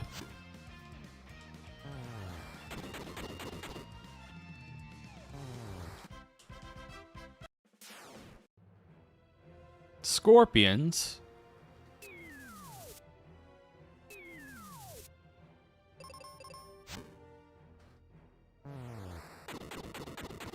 Scorpion's faces always looked weird to me as a kid. It's almost like they got googly eyes attached to them.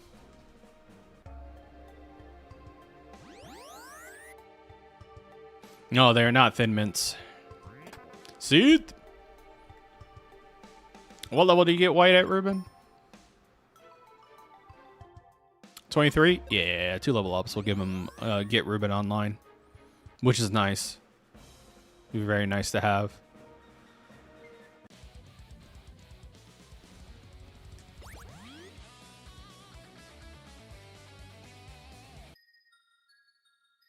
That's a very drastic tonal shift.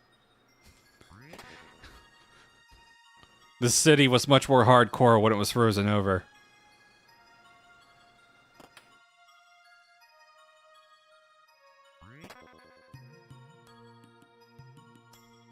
Just saying. Might as well.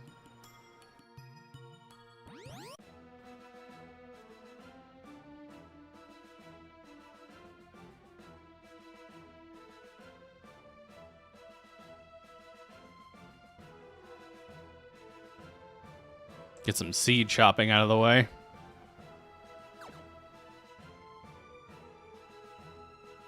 Kaylee's hanging out in Ruben's house.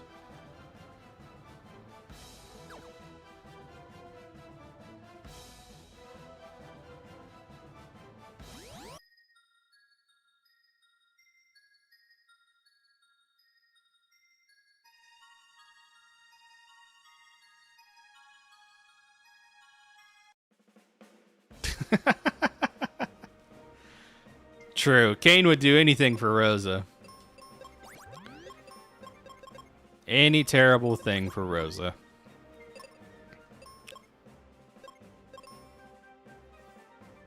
Yeah, Aaron and Dullahan are going to be annoying.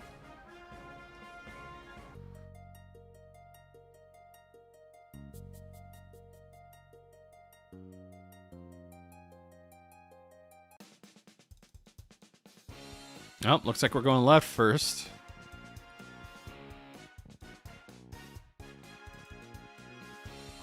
Cat Claw, okay. Nice to get a claw before we get claw locked.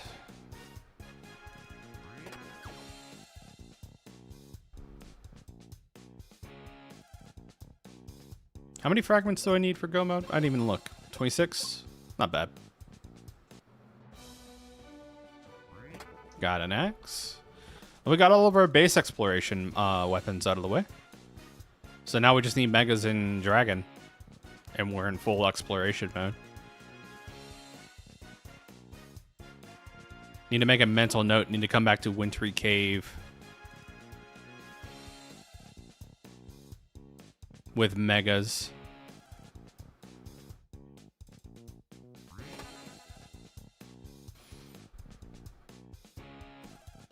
Yeah, the Amano art, I'm like always 50-50 on the Amano art. Sometimes it looks great, other times I'm just like, it looks a little weird to me. It's never bad though, in my opinion. And I do like some of the stylings on the equipment and armor.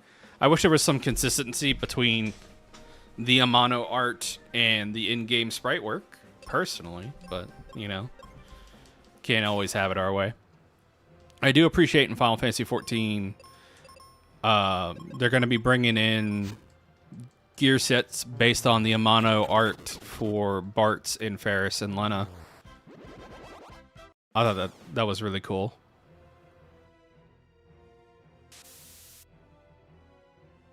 Specifically, like, especially Ferris. Like, Ferris's Amano artwork, sprite, Amano artwork, that coat she wears is really rad.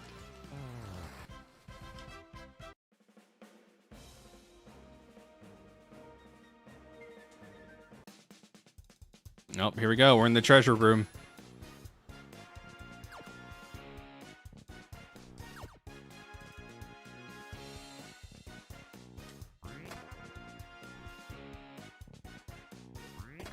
Noble armor is a nice upgrade. Arrows always nice to have. More fragments are always nice. We just need like 12 before we can level up Ruben.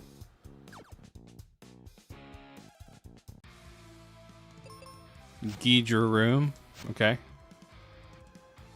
Good to know. So Falls Basin is where Ghidra door is. Ghidra is back at like Bone Dungeon. You know, I don't think we ever found this room on the last seed. Now that I'm thinking about it.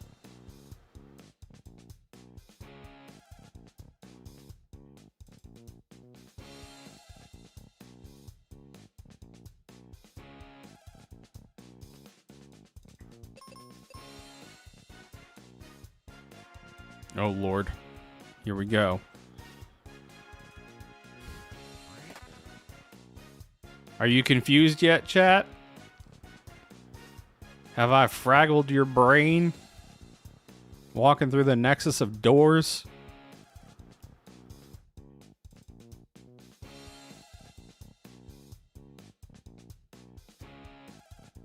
Alright, get me out. This is all looping.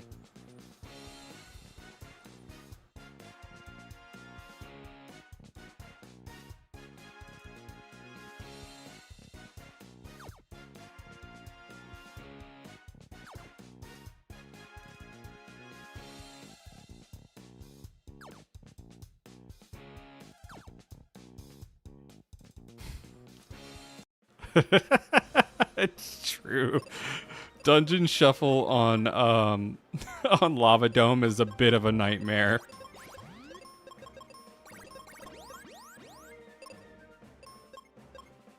Yeah, that sign can't hurt me because I can't read. It can't stop me because I can't read. Oh, well, you know, I don't need to see to throw out wind, but you know. Joke's on you. Most of the time, Blinding Ruben's actually a buff for him. I don't know why. I guess his accuracy is so trash that it's actually buffing his accuracy normally. I feel like Ruben hits more when he's blinded than when he's not.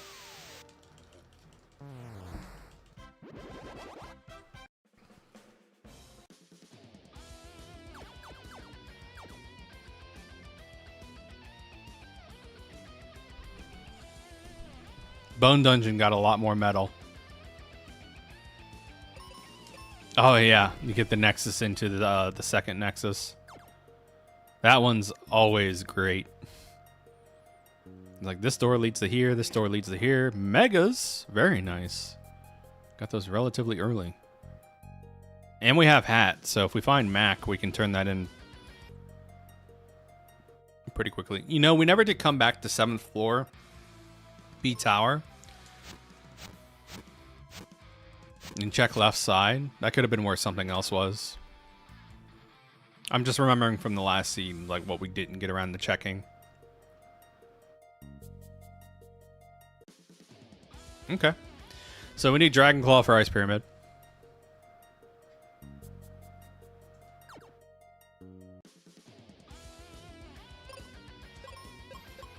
God, I just want to exit out so bad, but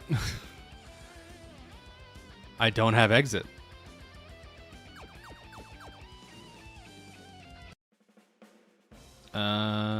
Basin, we needed megas, right?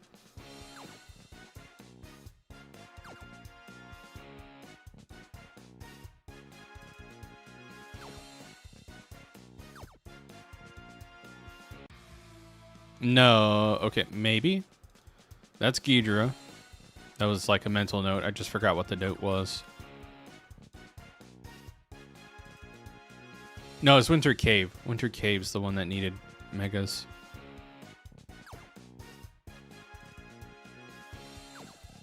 We didn't. All right.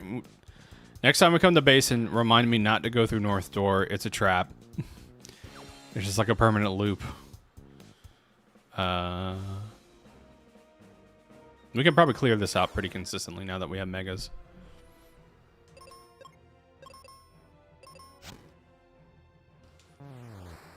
Again, like I said, blinding Ruben's an accuracy buff for him.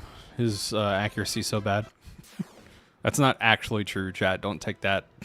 Don't take that as fact. That's just how I feel about the whole situation with Ruben's accuracy. It might as well not have. Yeah, underflowed Ruben's accuracy.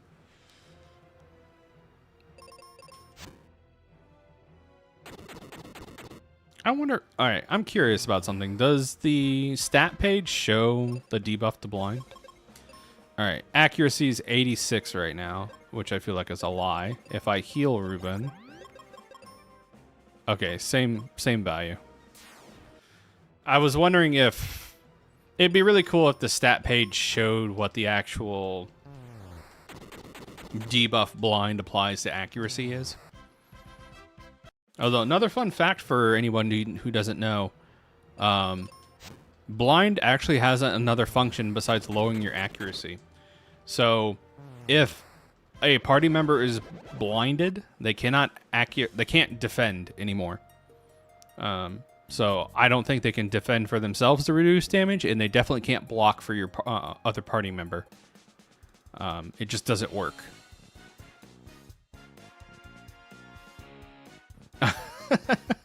True, Ian. Yeah, Ruben's accuracy is actually 8.2.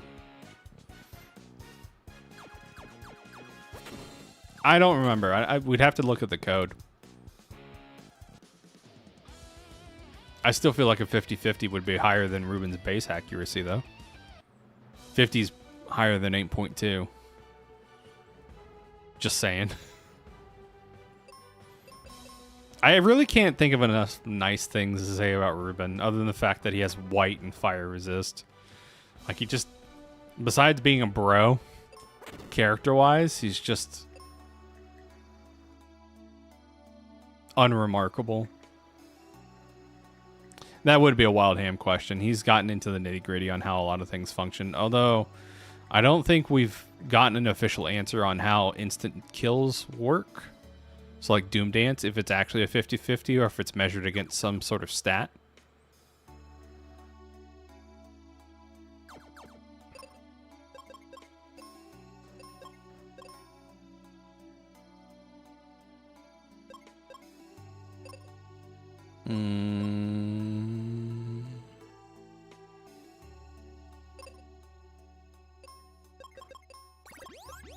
We'll try it. Sorry, it's like questionable.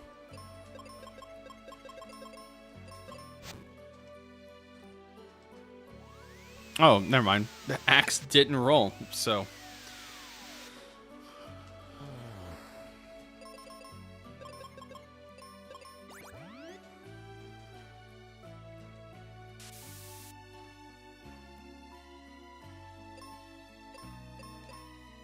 Ah, so this was questionable.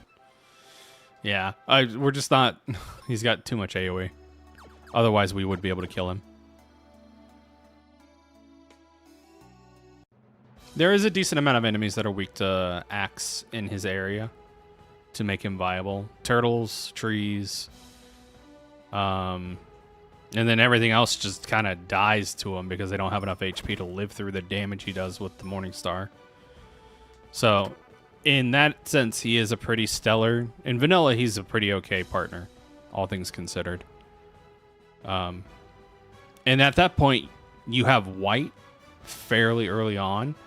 So you offset Ruben's lack of spell power by just having spells. That's how it plays out in vanilla. And then when you get him a second time, he has white, which is arguably like the second best spell in the game. So of course he's going to be a great party member because he's got white.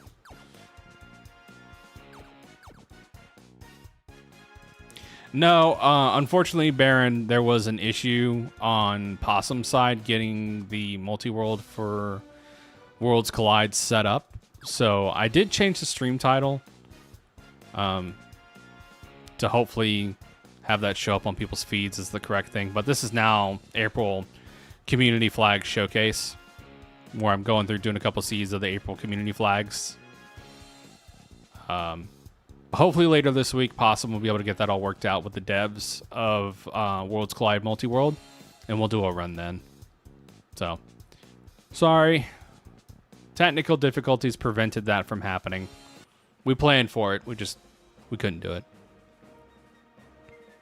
Yeah, they're developing Multi-World.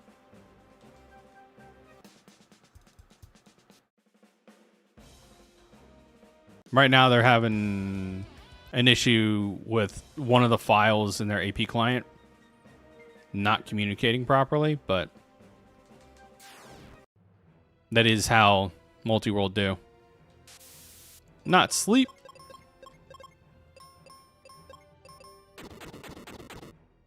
Yeah, if you wanna help them test that out and kind of get things figured out, go ahead and check out the Worlds Collide Discord. I'm sure they'll have more information there. I'm in that Discord, but I'm not active in that Discord, if that makes sense. So, any questions you might have about Worlds Collide AP, that would be the place to ask. Crab's trying to do me in today.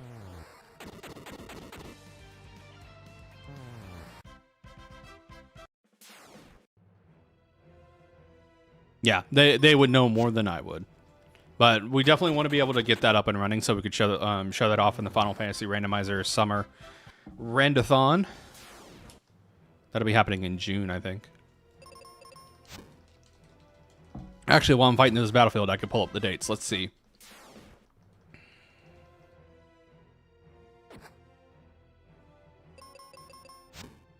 All right. Summer Rando Marathon is going to be June 13th, 14th, and 15th. So, submissions are due by the 27th of this month, which I'll hopefully have that in by. So if you're interested in doing that yourself, make sure you get your submissions in by that time. And you get more information on the Final Fantasy Randomizer Discord. That's the Final Fantasy 1 Randomizer Discord for more information.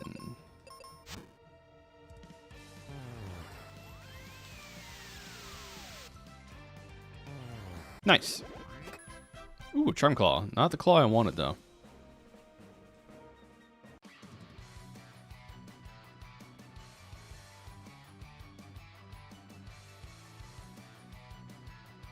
River Coin. Nice.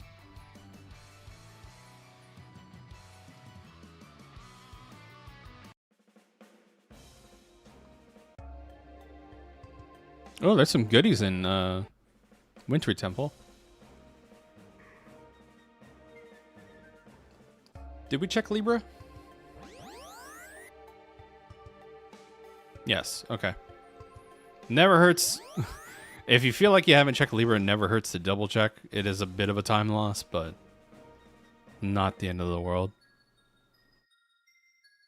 Oh, we do have a claw. We should do Spencer's Cave. No exit's gonna make this walk awful, but we don't have T-Rock, so I don't want to risk hunting for T-Rock and then finding later that, you know, it was here all along. Nope. Okay. We out.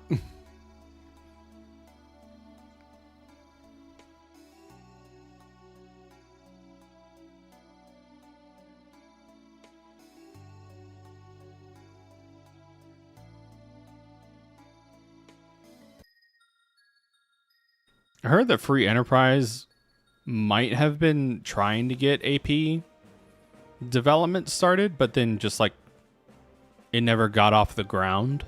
And I don't think there's any other development actively going on for Free Enterprise for Final Fantasy IV Randomizer. I could be wrong about that, though. It'd be nice if they could get AP, though.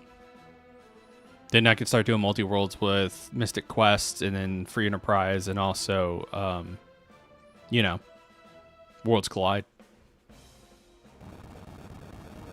Give me more opportunities to hang out with Gar and Possum.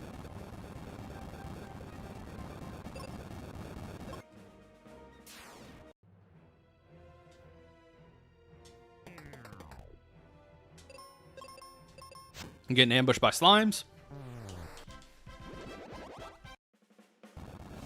Sorry, I need some XP. Beam.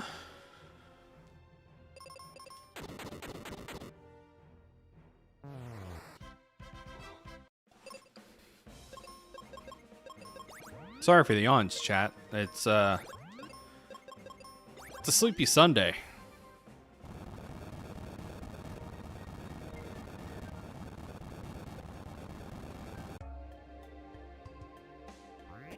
There's Cure, Dragon Claw, and Flare. Holy crap. I'm glad I checked that.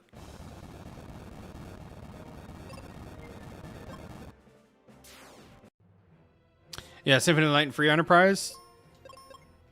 That would be fun. I would love to do some Soten Archipelago with some folks on stream. That'd be really cool. Also, Super Mario World Randomizer Archipelago. So the Super Mario World Randomizer gets even crazier when you connect it to Archipelago, because then your abilities get locked in AP. So like the ability to jump or pick up blocks or get power-ups or spin jump, all that is all that's locked in the AP multi-world client. That's a great time.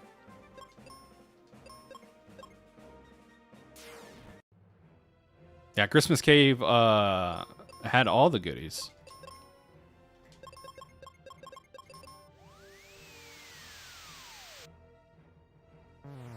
We technically have megas now, so we could save Aaron.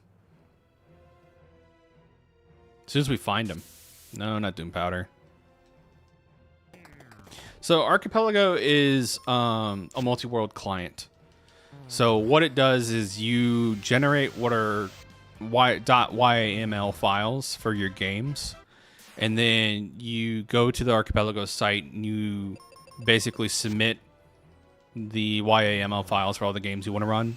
I don't think there's an upper limit so far as I know. And what it does is it connects all the games via a web client and shuffles items from those games amongst themselves. Holy crap, we found Mac. So let's say I was doing a Worlds Collide, Free Enterprise, Mystic Quest, Archipelago. That would mean that Mystic Quest items could be found in Worlds Collide or Free Enterprise, and then whoever's playing those games, when they open a chest, have the potential of finding those items for me and then sending them to my game directly, and vice versa. So like I could open up a chest in Mystic Quest and send gold over to Free Enterprise, or Worlds Collide, or an item or equipment. So that's how that all works. Platformers are a little bit different. Usually they lock abilities behind Archipelago. since the items really aren't a huge benefit for them. But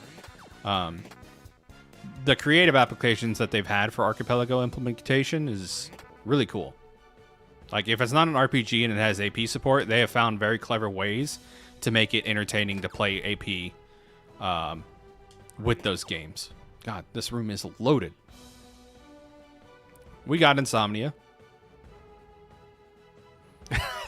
I mean, that could happen. That could totally happen. And thankfully, the AP site allows for some tweaking of how the items are mixed amongst the games. So there is still logic applied. But yeah, sometimes you'll get what's called BK'd. And it just means that you are progression locked behind another game. And there's really nothing you can do about it, sadly. So, aside from wait. But that's why a lot of folks also call multi-world asynchronous, because you don't have to be playing the games at the same time. There's a lot of asynchronous multi-world runs where players will set up async and, you know, some folks will be playing and they'll find items, and then when you connect to the Archipelago client, you'll fire up your game, and then all the items the other players have gotten for your game will automatically be sent to your game and put in your inventory when you fire it up. So you don't have to be playing at the same time, which is a really cool feature. So, like, let's say I was doing a Mystic Quest async and I had to work. I would go to work, and then the other players could be playing their games and then finish because they're BK'd behind my game. And then when I get on, all the items that they found when they were playing will be sent to me, and then I can use what they've given me to unlock stuff for them. And then the next time they get on, they get their items. It's a very, very, very cool system.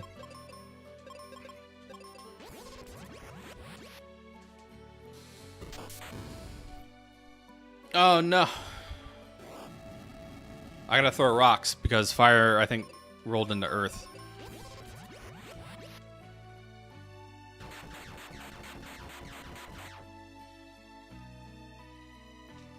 I did not get good rolls on my spells for this guy. I'm gonna have to roll arrow.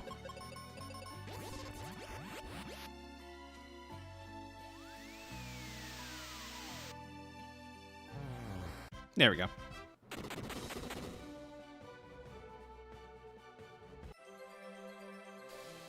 I guess we could go back and fight Ghidra now that we have some firepower.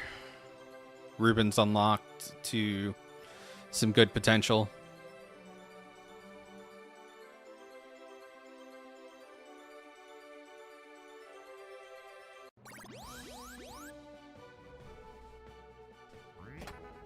Ah, I did all that for a tin can.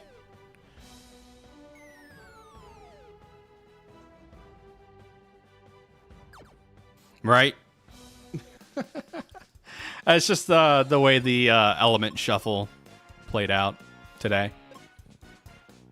But yeah, no, he's naturally weak against Earth element. I mean, sorry, strong against Earth element.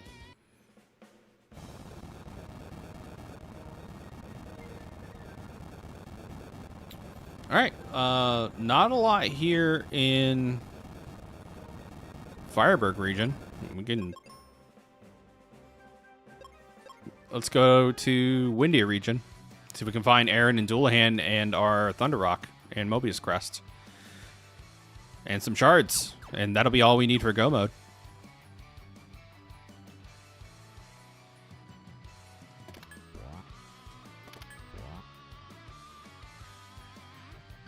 And yes, I still remember that Ghidra door is in Falls Basin and Ghidra is in Bone Dungeon. I'll make those checks later.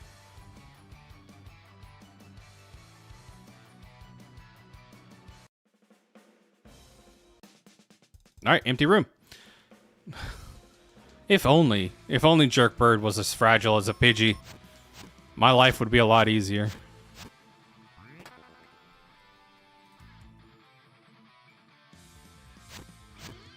Fun fact, Apollo Helmet doesn't actually give you any more resistances or immunities.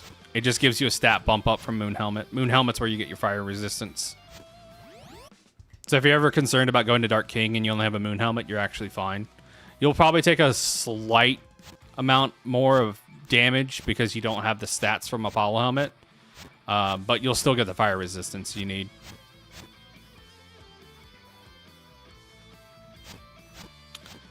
That's why Moon Helmet's on my short list of items I like to go into Dark King with, especially if it's Vanilla King. I like to have at least Moon Helmet because then I can live Mega Flares.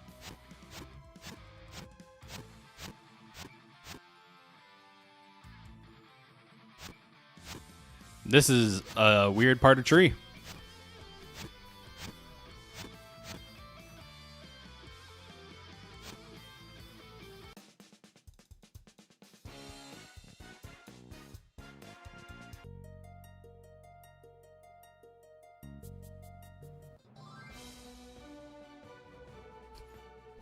Okay, we came in backwards here.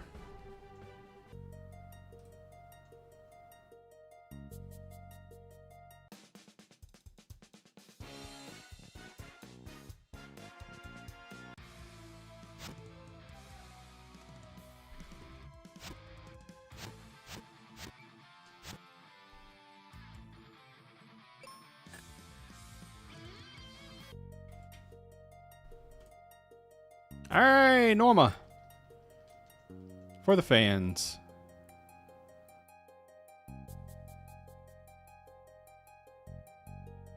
Oh, Jerkbird's on floor 1.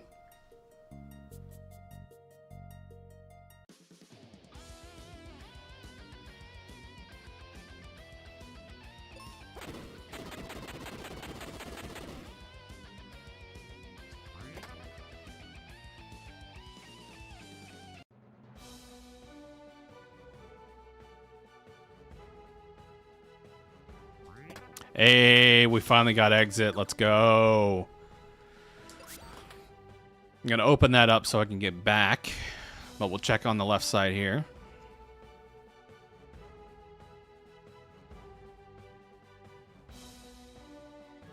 Where is this Thunder Rock? All right, I see you.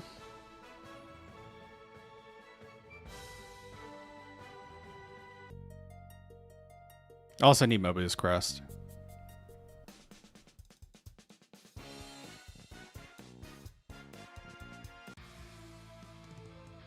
Okay. And that loops. Okay. That's done.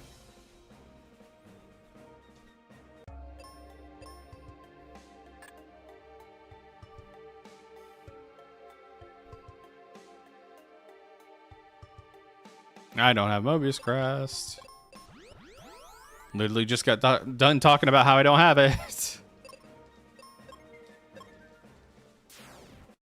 This will be some good XP, even though I hate fighting these fish. Apparently these fish also hate fighting Reuben.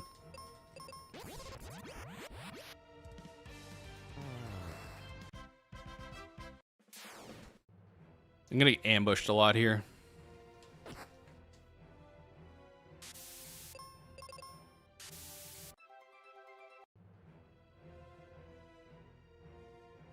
No.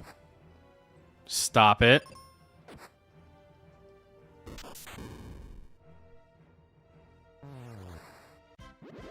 Never good fish. I never get good water hags. They're always awful.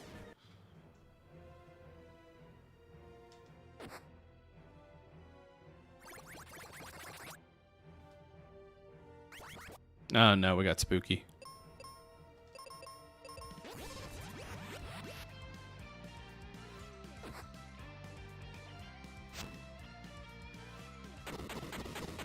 Please be enough. Yeah.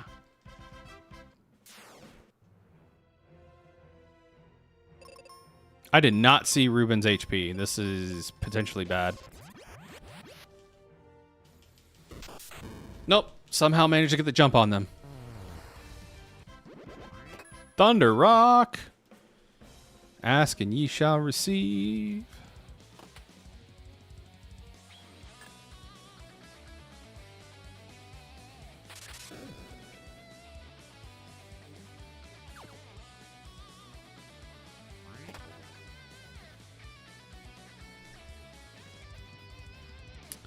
All right, 1 second, chat. I got to call the missus.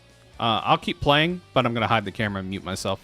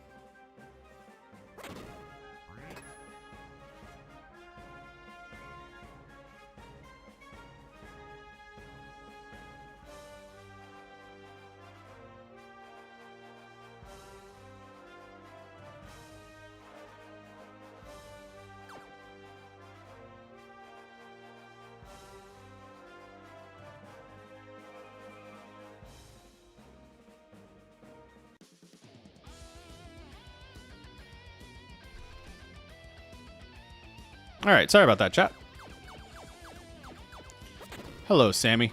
Hope you're having a fantastic Sunday. We are doing some community event flags since AP just was having issues on World Collide side.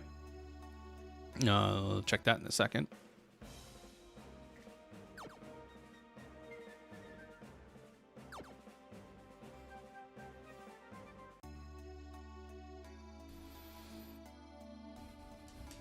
But yeah, we're nearing the end of the seed.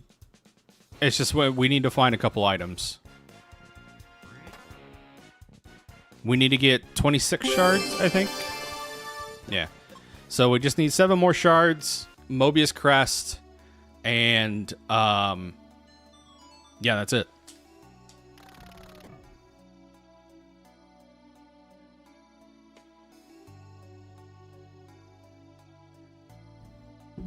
Yeah, Sammy, thank you so much for the $20 donation. Much appreciated.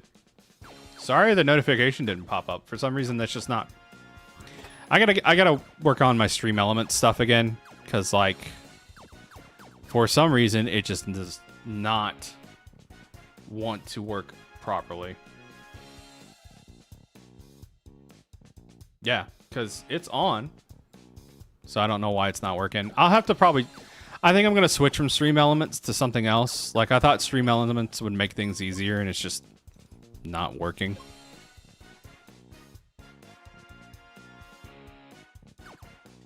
Oh, that's nice. Yeah.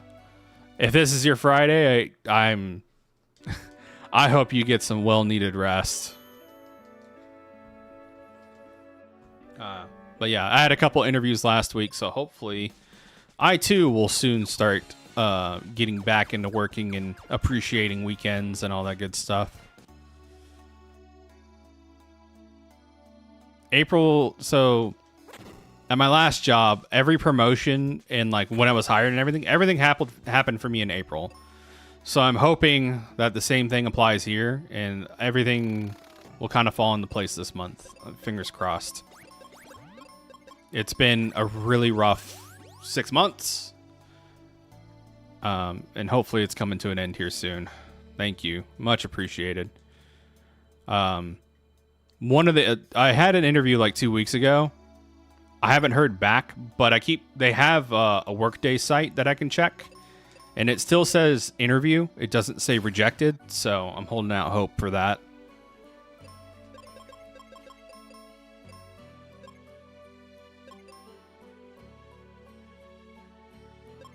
I set this up recently, but I'll go ahead and take a look at that just in case, X-Room. But I think in general, I'm going to switch off of Stream Elements. I can't seem to get them working consistently. And honestly, I don't like the fact that their donation stuff goes through PayPal. I'm probably just going to go ahead and set up a Patreon instead because I don't want to give Elon Musk any more money.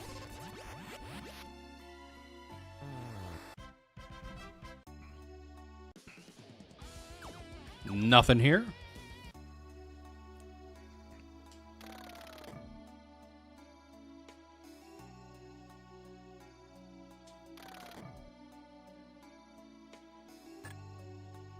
I could exit out, but I feel like I hit a fork earlier.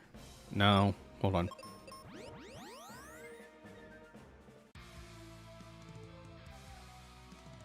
Did this lead the ship?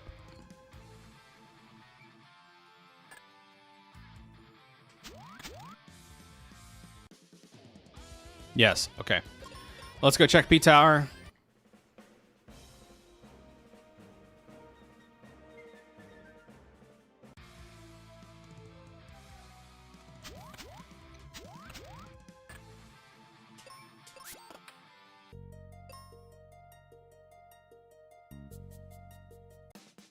Mobius Crest, please.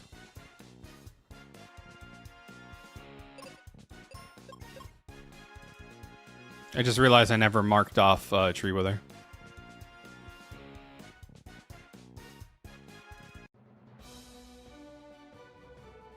Second run, Sammy.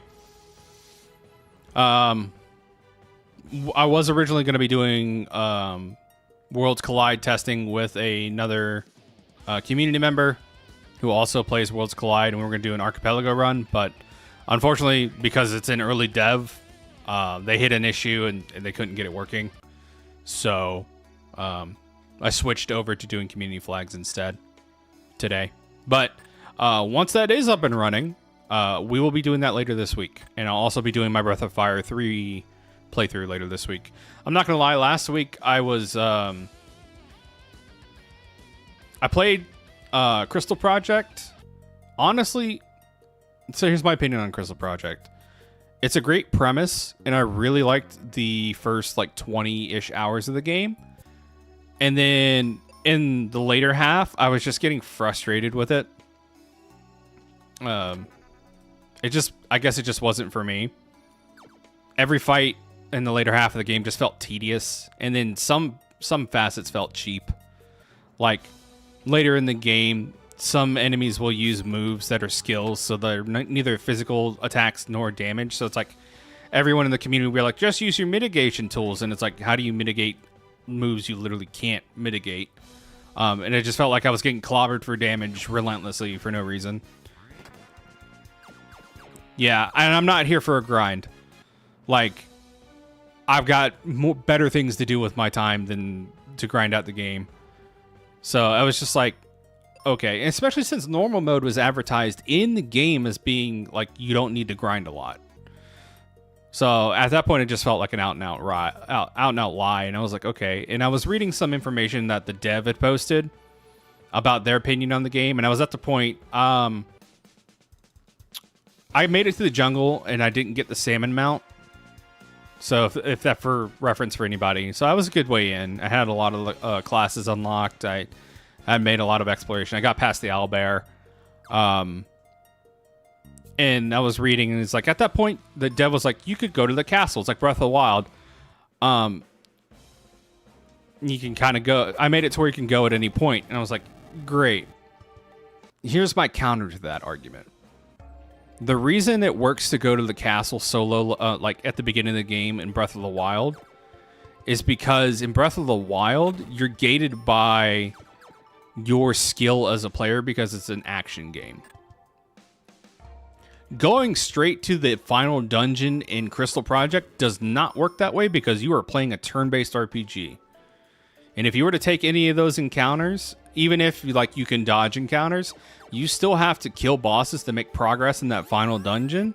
And there ain't no way you can skill your way through those fights at low level. Like, you have to be a certain level and have certain passive setups and certain skills unlocked to make it through those fights effectively. So that's where that analogy falls flat. In Breath of the Wild, you can do it because you already have all the tools you need. It's just a skill check on whether or not you can get through those fights without getting hit.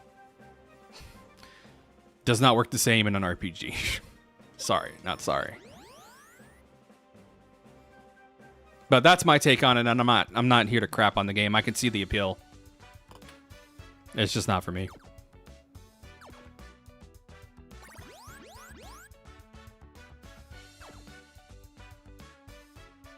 Correct. You cannot math the math gooder. It's not a skill issue. It's a time issue, and I just don't have the time.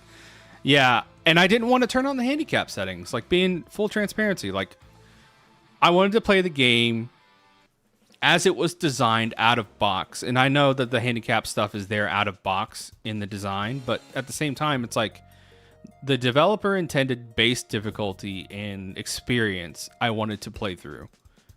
And I feel like after you do that, you go back and you play with modifiers. Like, that's the way I like to play games, is I go through like the dev intended way, and then I can go back and play like with the funky settings they added in. That's just been my experience. So for the dev intended way to be so grindy and so obtrusively irritating on some of the fights, especially with moves like Hemophage and stuff like that, where there's no mitigating it, you just have to have X amount of HP to make it through that encounter or you die, LOL, is stupid to me. Like, yes, there is a passive to make it to where if you are in a certain stance, like reflex stance for rogues. Let's say you put rogue as your secondary on all your party members except for your tank, and you have them go into reflex stance. There are still skills that are AoE that reflex stance will not mitigate. So it's like, what's the point? You know, you're going to give me this tool and say it works, but then it doesn't work for everything that it should work for.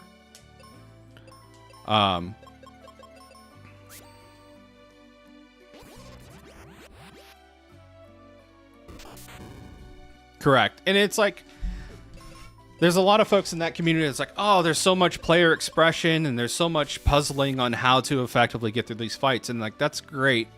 Some of these fights feel like there is no player expression available. It's literally do the fight the way that you need to do the fight or you're not going to get through it. And that's annoying.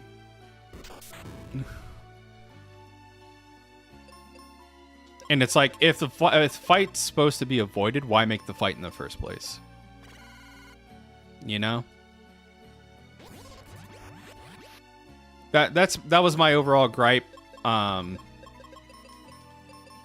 So I put the game down. I'm probably not going to touch it again. It was a fun first 20 hours, and I get the idea and the experience, but yeah. Yeah, it just became unfun. I even tried going straight to the castle. I was like, you know what, I'll just take this suggestion, try to get to the castle. And then I got to the fungi boss, like the first progression boss on the lava floor of the castle. I'm trying not to be like spoilery, but like I went and tried to do that, and I just like was beating my head against that wall because eventually I would get overwhelmed by the combination of mobs and like blood spells, and it's like, great.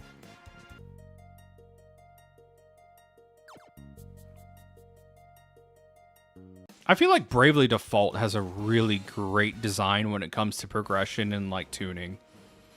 With like the right amount of difficulty and extra challenge if you want, while also not being too grindy.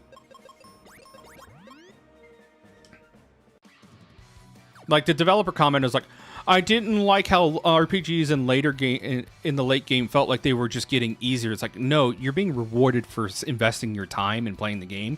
And it's not that they're easier. It's just that you're getting more powerful and you understand the mechanics of the game better. Correct. Yeah, you're not really getting a sense of roleplay.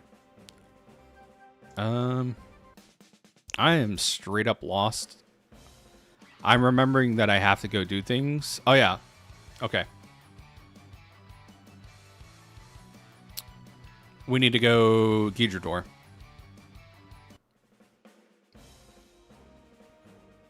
Sorry, sometimes when I get off on a conversational tangent, I'll just... Is this the one that's done? Or is this the last seed? Sometimes I get off on a conversational tangent and it's like, I'll just forget what I was doing.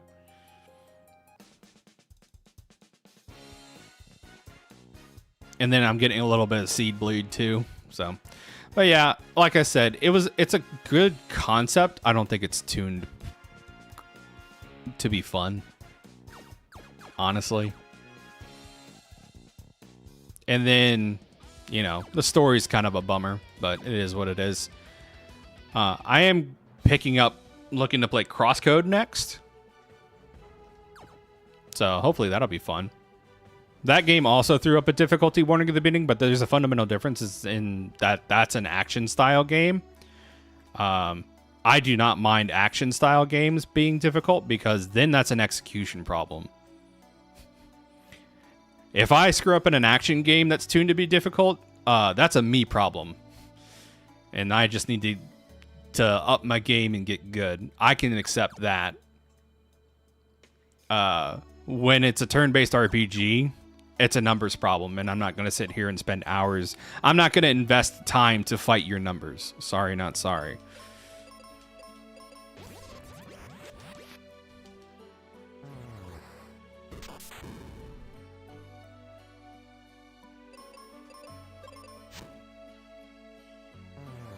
But yeah, I heard really great things about Crosscode. I've had it for forever. I just haven't played it yet, if that makes any sort of sense. But I'm going through my Steam library of games I haven't played yet that I purchased, and Crosscode's on the list. I played like a half hour of it last night, and I was like, oh, this is fun. I like this. It's an interesting premise. We'll see what they do with it, story-wise. It's got an effective hook at the beginning of the game, too. I like that. But that'll be one of my off-stream games that I just kind of sit and chill with.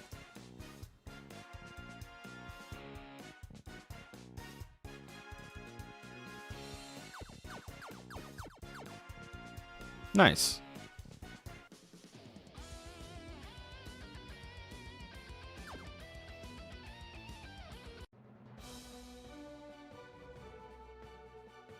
I did that thing where I walked out the exit and I didn't actually check the other side. At some point, we will find Guidra Door and we'll make progression. I promise, chat. I'm getting to that point where it's like I'm just missing a couple items and I'm unfortunately backtracking. Yeah, I'm looping here. All right, we're going to call this done. Winter Cave is done. Falls Basin. Do not go through the north door. I'm talking to myself. The north door is nothing but an exit nexus. And I want nothing to do with it.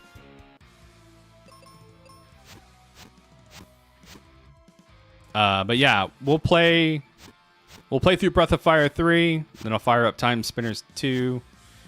Or wait, hold on. I think Chrono Trigger came in second place in that poll, and then Time Spinners, and then Time Spinners 2.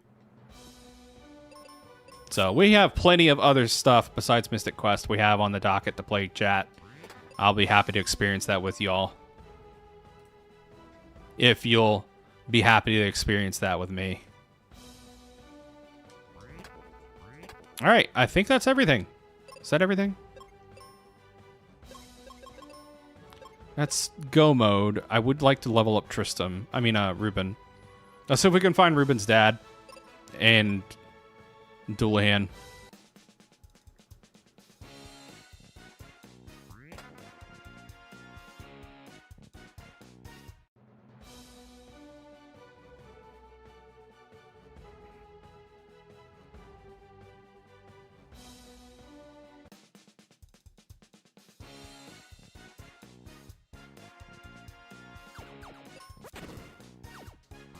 Hey, Cupid Locket, you love to see it.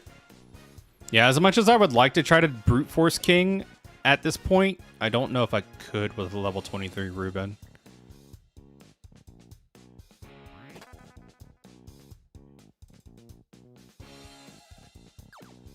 Yeah, and honestly, like, I have not had a bad time playing Chrono Trigger in the past. It's just for some reason, it's one of those games I just fall off of. Like, for some reason, I'll pick it up, play it for a while, have a great time with it, and then never get back around to playing it again. And then just, like, forget what I was doing and then not want to come back to it. So it's completely a me problem, and it's cyclical, and it's no one's fault but mine. That game is great for a reason.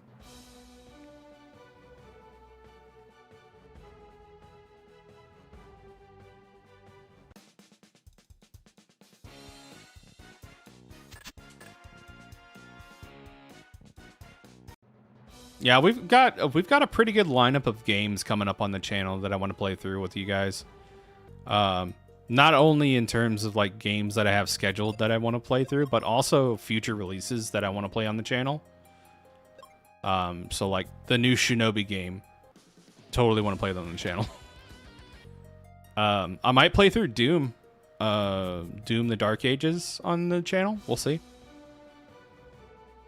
Hopefully my rig is still strong enough to run Doom at a decent frame rate and fidelity.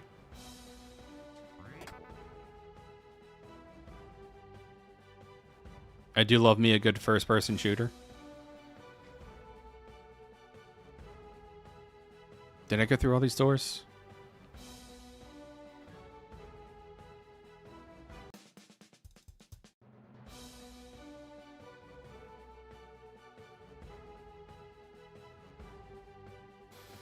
You know what? I think we're good. We're good. Let's call this a seed. Let's go and turn in Thunder Rock.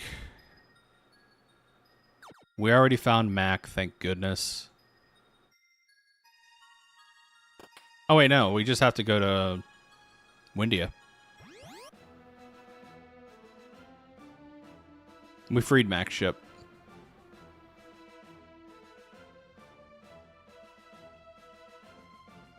And we hit the ship vendor earlier, so I don't even have to do this. Cool. You guys think I should check max ship for Doulahan? I needed 26. We're at 31, so we're good.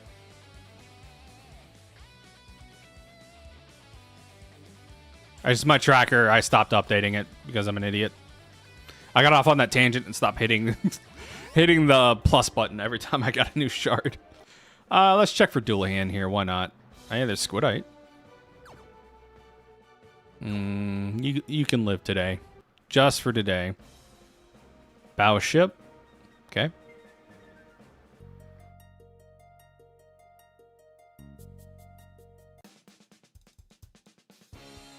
What in the actual...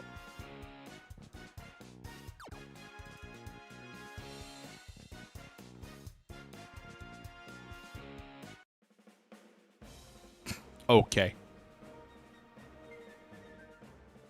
Oh, yeah, no, I would hate to do that. Is walk up to the door and be like, whoops, I don't have enough shards. That would suck. All right, cool. We're good here. No Doulahan on ship. We have Squidite, not Doulahan, but it's all right. We should be fine. Hopefully we're fine.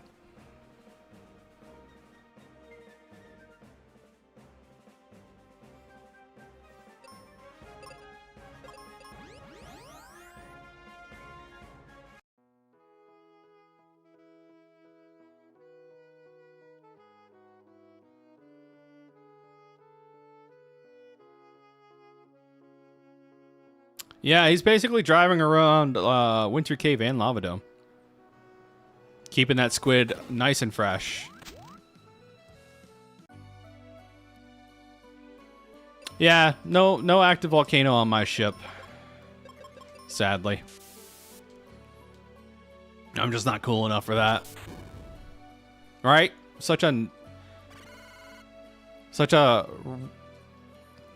relaxing Palace of Doom. That's the word I was looking for. I forgot to check his resistances. Let's see if he's got petrification resistance. Ribbon with flare is nice. I didn't see a no.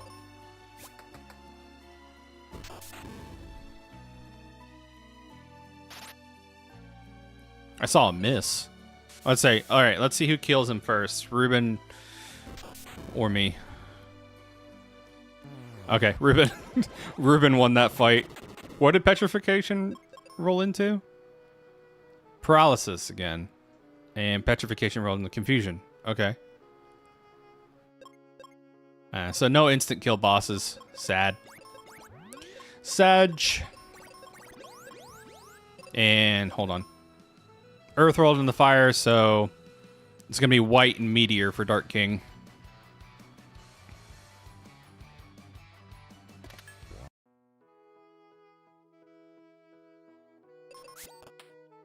Yeah, no meat on those bones at all. He rolled small.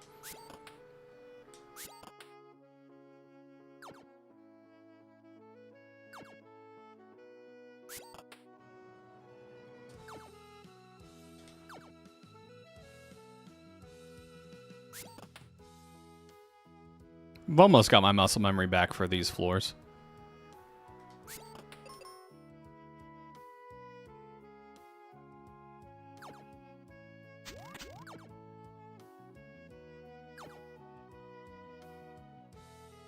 Nothing like some smooth jazz for the final dungeon, you know?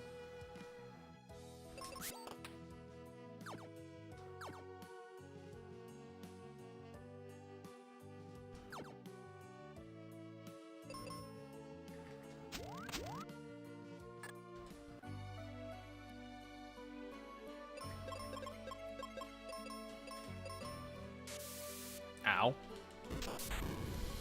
Wait, why am I fighting this guy the natural way?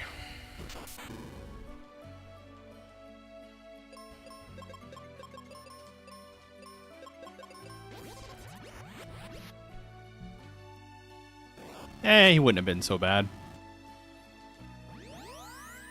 Big on.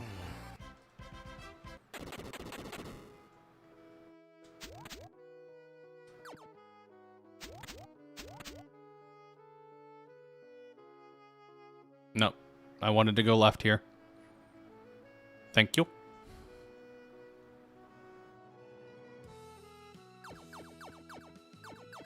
What is here? Battle axe. Okay. I was like, wait, why is there a red chest here in Doom Castle? It happens from time to time. It'll be something weird like white or tree wither or something like that.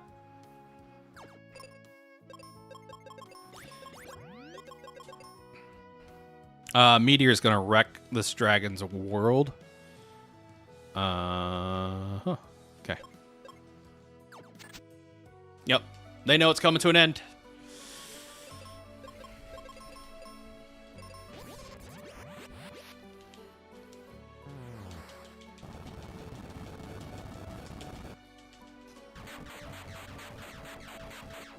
Oh, hold on. I got some messages here.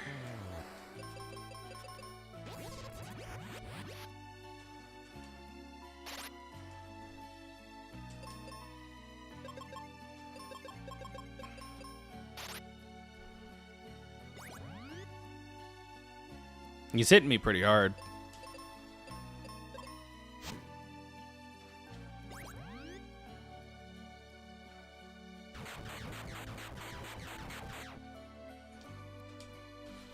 Yeah, so Possum just got back to me.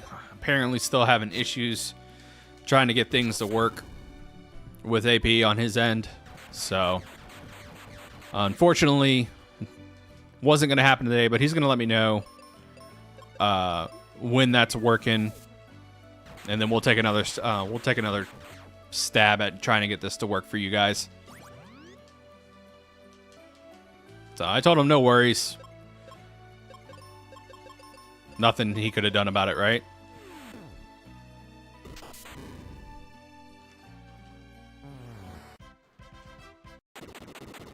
That one was cutting it kind of close, not gonna lie. I was looking at that next turn, like, if he sky attacks me first next turn, we are toast. Thankfully, that just did not happen.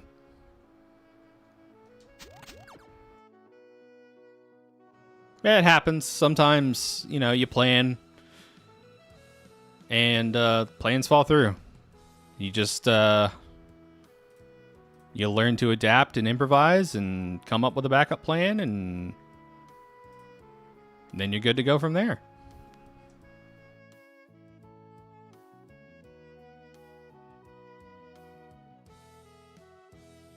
Yeah, no.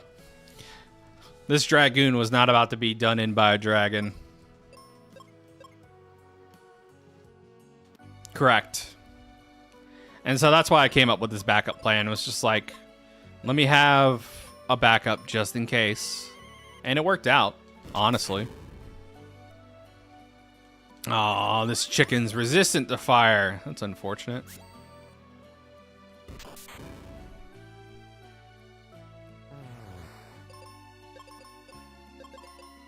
Thankfully, I have some backup spells, so.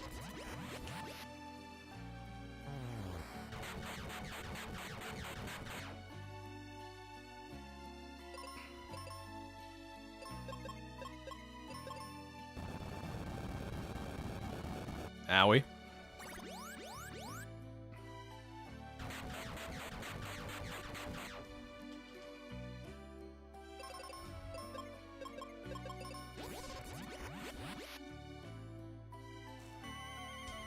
How much HP does this big chicken have?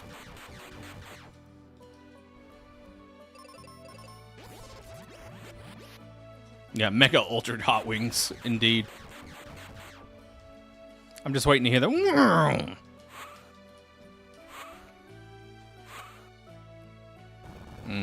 Quake is annoying.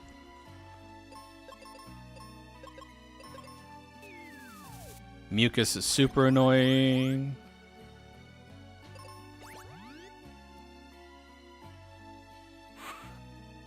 Ruben outspeeding is weird to me. Good gracious. No, double crit.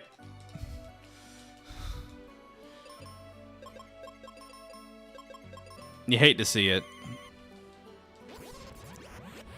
That's happened to me twice today.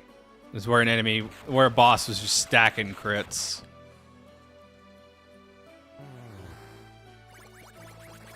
This Chimera really does not want to go down when I do my initial turn.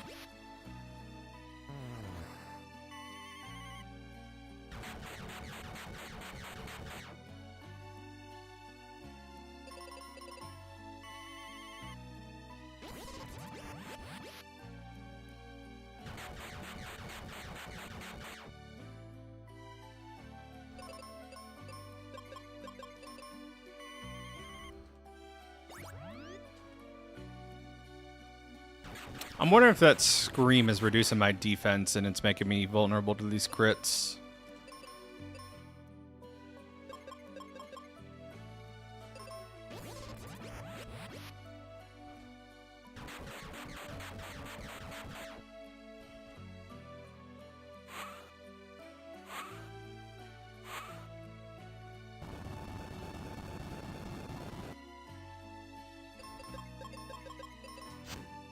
Ruben, oh, okay.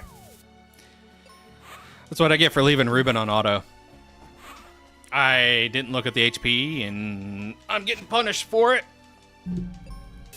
It's a slow death. There we go. I thought Ruben was going to triage, but instead, I got deaded.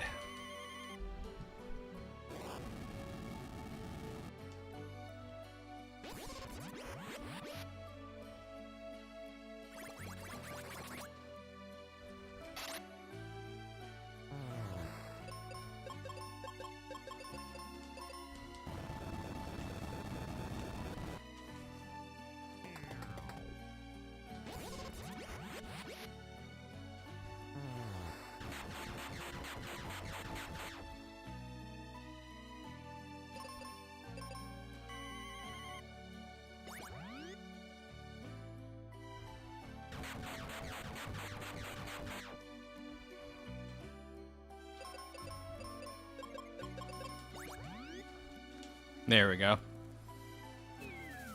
That mucus doing that much damage is so gnarly.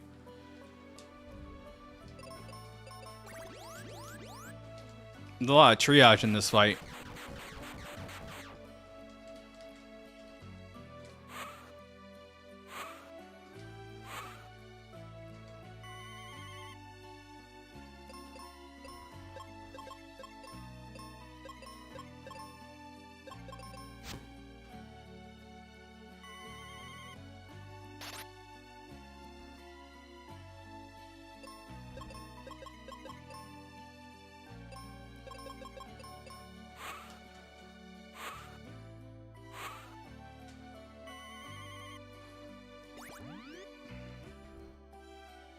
Yeah, the screams are not doing a lot of damage, but they're debuffing a stat, and I can't remember which one it is. And it's got me a little concerned for my well-being. Come on.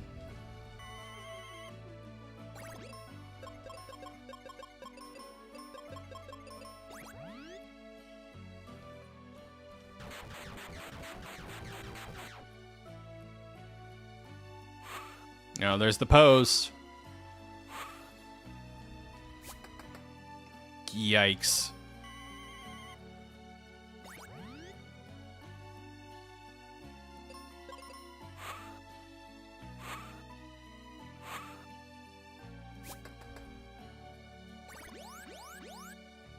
I'm glad I left you on auto.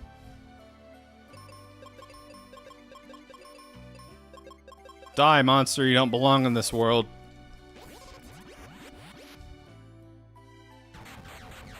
Maybe time for a refresher hit. Maybe. Alright, there he goes. Whew, never mind. Soda avoided.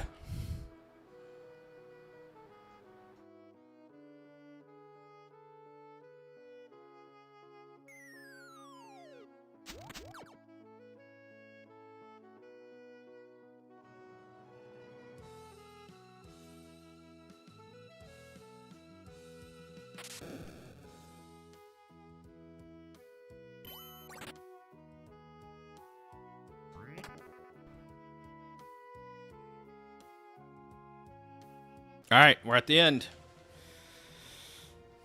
Let's see how bad this is.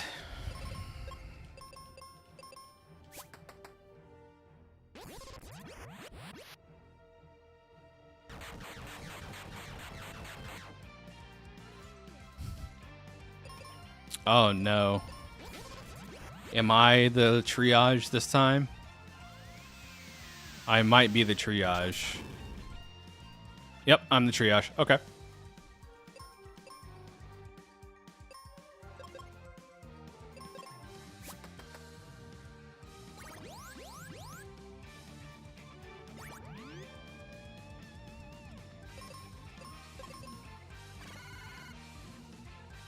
Yep, I'm the triage. It's okay. Nice crit, Ruben. I appreciate you, bud.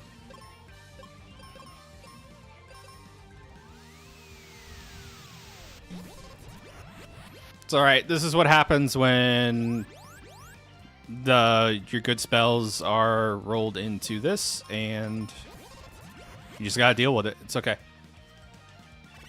We can actually make this work. This is fine. It'll be slow, but it'll be consistent.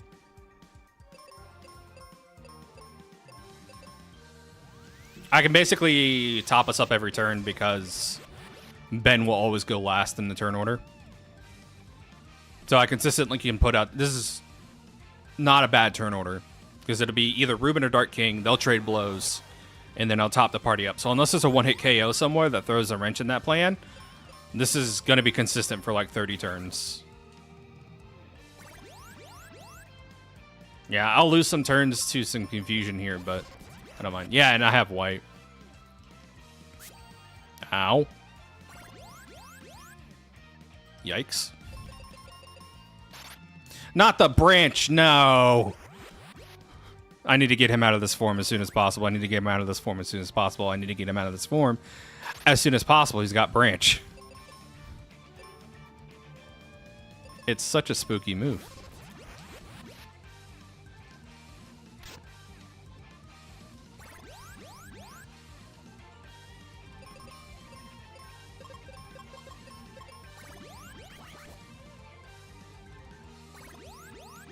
I'm immune to that.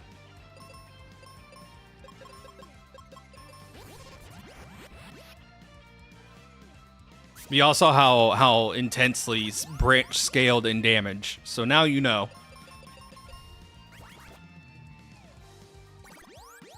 Yeah, he's bringing that stick.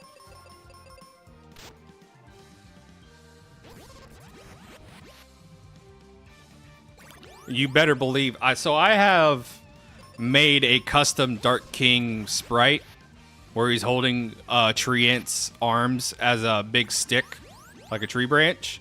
You best believe that when I get to making a custom thumbnail for this stream, that guy's gonna be front and center. Good gracious, get me the hell out of phase 2.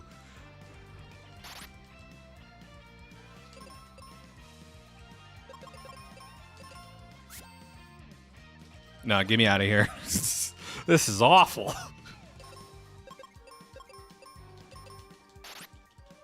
This phase got all of the moves that can scale off HP awful, and it now is like critting them too. It's like, nah, you're not gonna live. Get wrecked, idiot.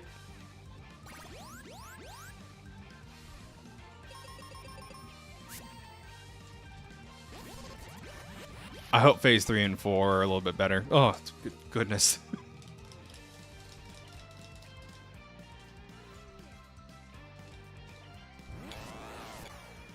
Oh no, he's flexing. He's angry.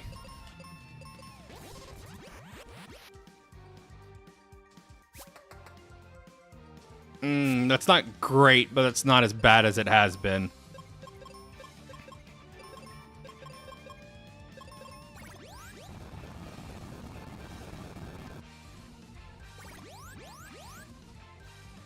Yeah, hold on your Vegemite, chat.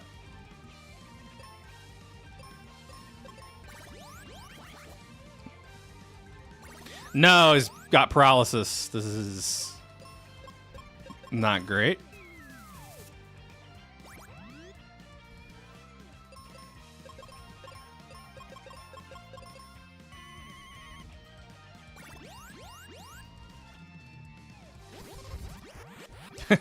It's such a detailed sprite. Like, shout outs to the people who made this sprite. It's got so much detail. Stop paralyzing. I'm going to have to switch to Mr. President strats. Which is going to be annoying.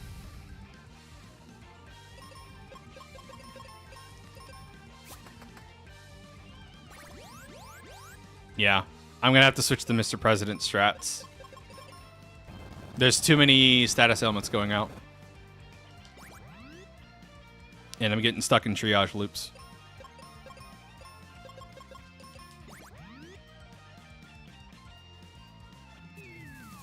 Bad turn order. No, not like this. Come on, Ruben.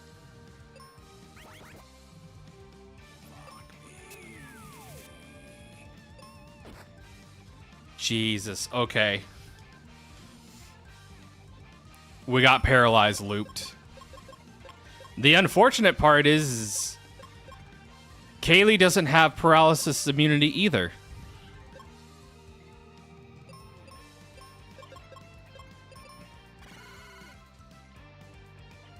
So it's just kind of a death loop there. We'll see how it goes. Yeah, the paralysis there was not kind. But by the time I realized what was happening, I was too far behind in my triage to appropriately address it. So hopefully by the time we get there again, we'll be a little better off. But we're curing our way through phase 1 and 2. And then phase 3 will go into Mr. President strats. This is a rough one. We could do it though.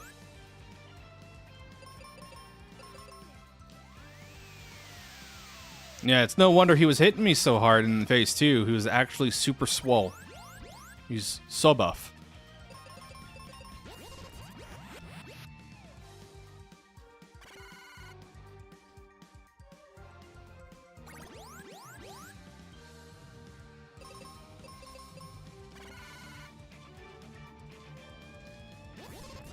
Yeah, no, it's a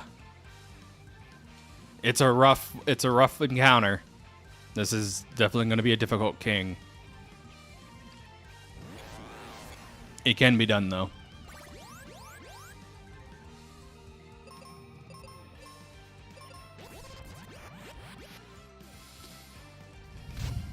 I should have used this turn to feed Ruben a seed.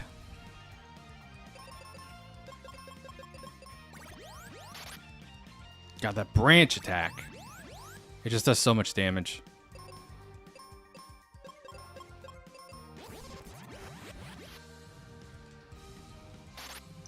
Any opportunities I get to slip in extra damage here, I'm going to have to take.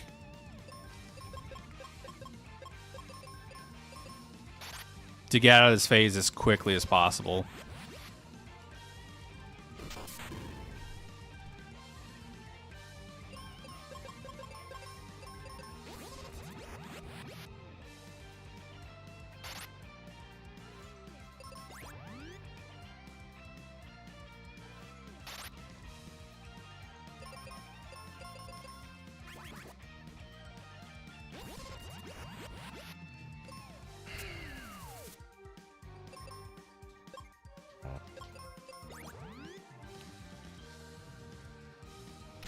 Oh, boy.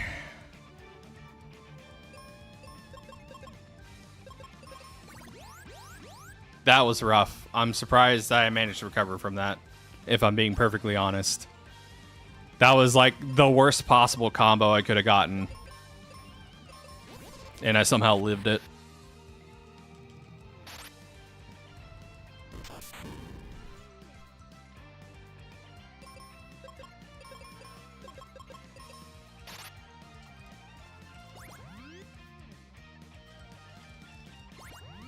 I'm just going to have to take this super defensively.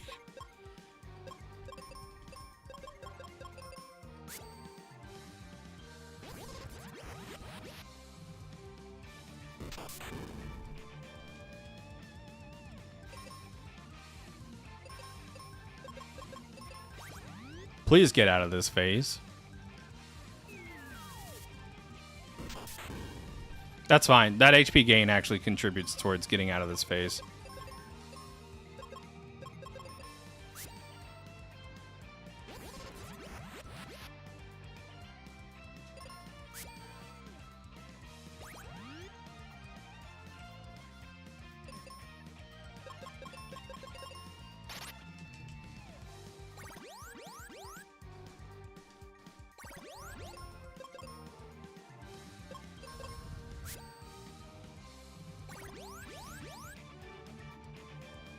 Yeah, that happens from time to time when King does life drain.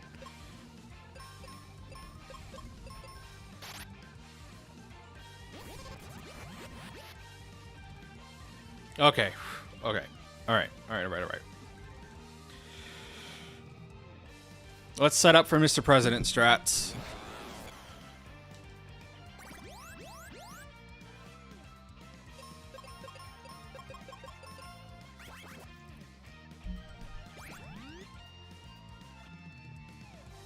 All right. So now this should be every other turn. We get some damage in. Or until Ben takes damage.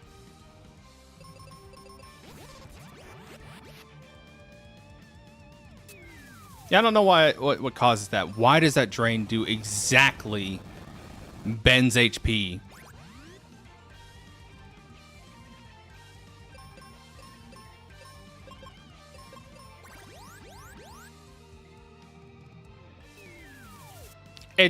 Why does that crit for exactly Ben's HP?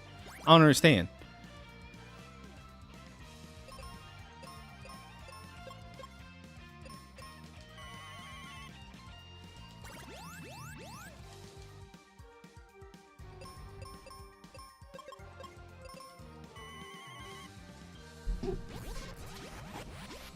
There's some minor gripes with my with my experience with this fight so far. Some minor complaints, like being perfectly crit is annoying. Like if I just had one more level in me, I could get through that crit.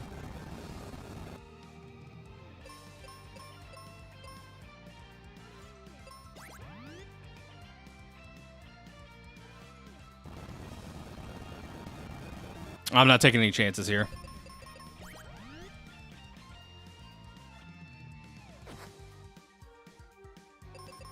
I'm just waiting for an opening.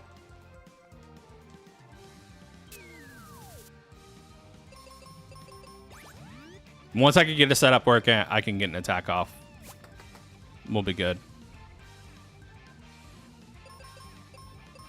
Because if I don't, I'm going to get paralyzed locked. I know it. Why is he taking diminishing returns on that drain attack? There we go.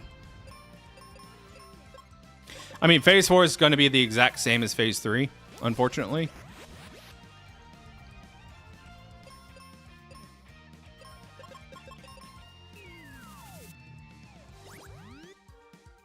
The turn order where he goes first is actually best too, where Dark King goes first.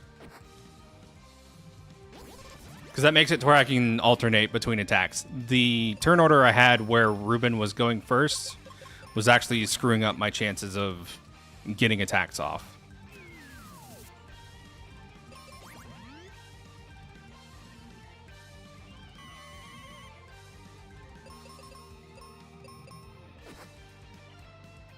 All right, there we go.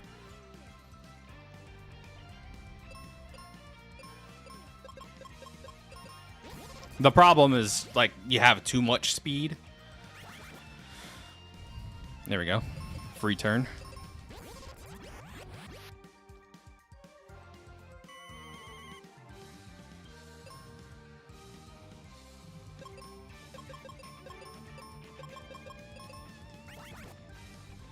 Another free turn, which is nice.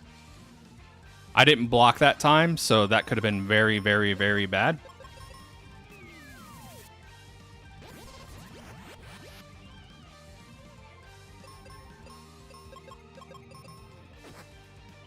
I'm like having to like really focus on my opportunities here for attacking. And I'm like getting locked down, but it's doable. It's just, like I said, it's going to take a while. Hopefully this should trip into phase 4 here soon. Like the next 2 attacks. Well, he he gained enough HP to trigger into next form. So now we get to look at this until he dies.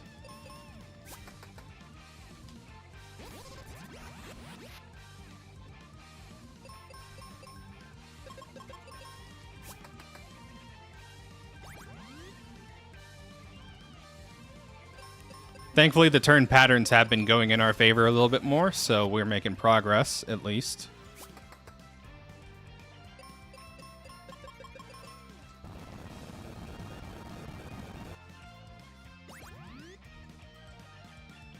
So yeah, this is how you deal with this, chat. Like, if you don't have a powerful, like, move set on Ben and you're here with Ruben, but you have your resistances, this is how you get through this kind of fight. It's annoying. It's not nearly as fast as I would normally like to go through this encounter, but it is doing the job. I'm getting through this consistently. Ruben has not gone down once. It's just an exercise in patience, which is sometimes what you need.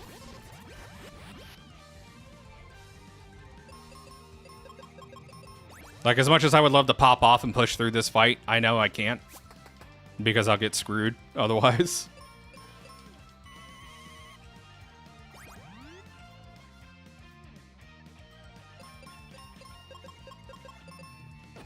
This would be one of those, like, in a race, this would be one of those make or break fights.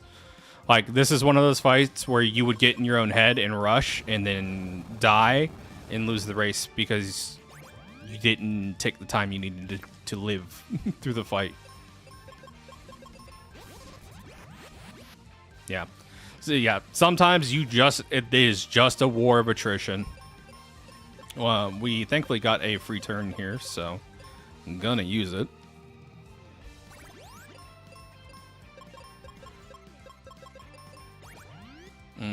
Bad turn order. Good move, though, so offsets the bad turn order.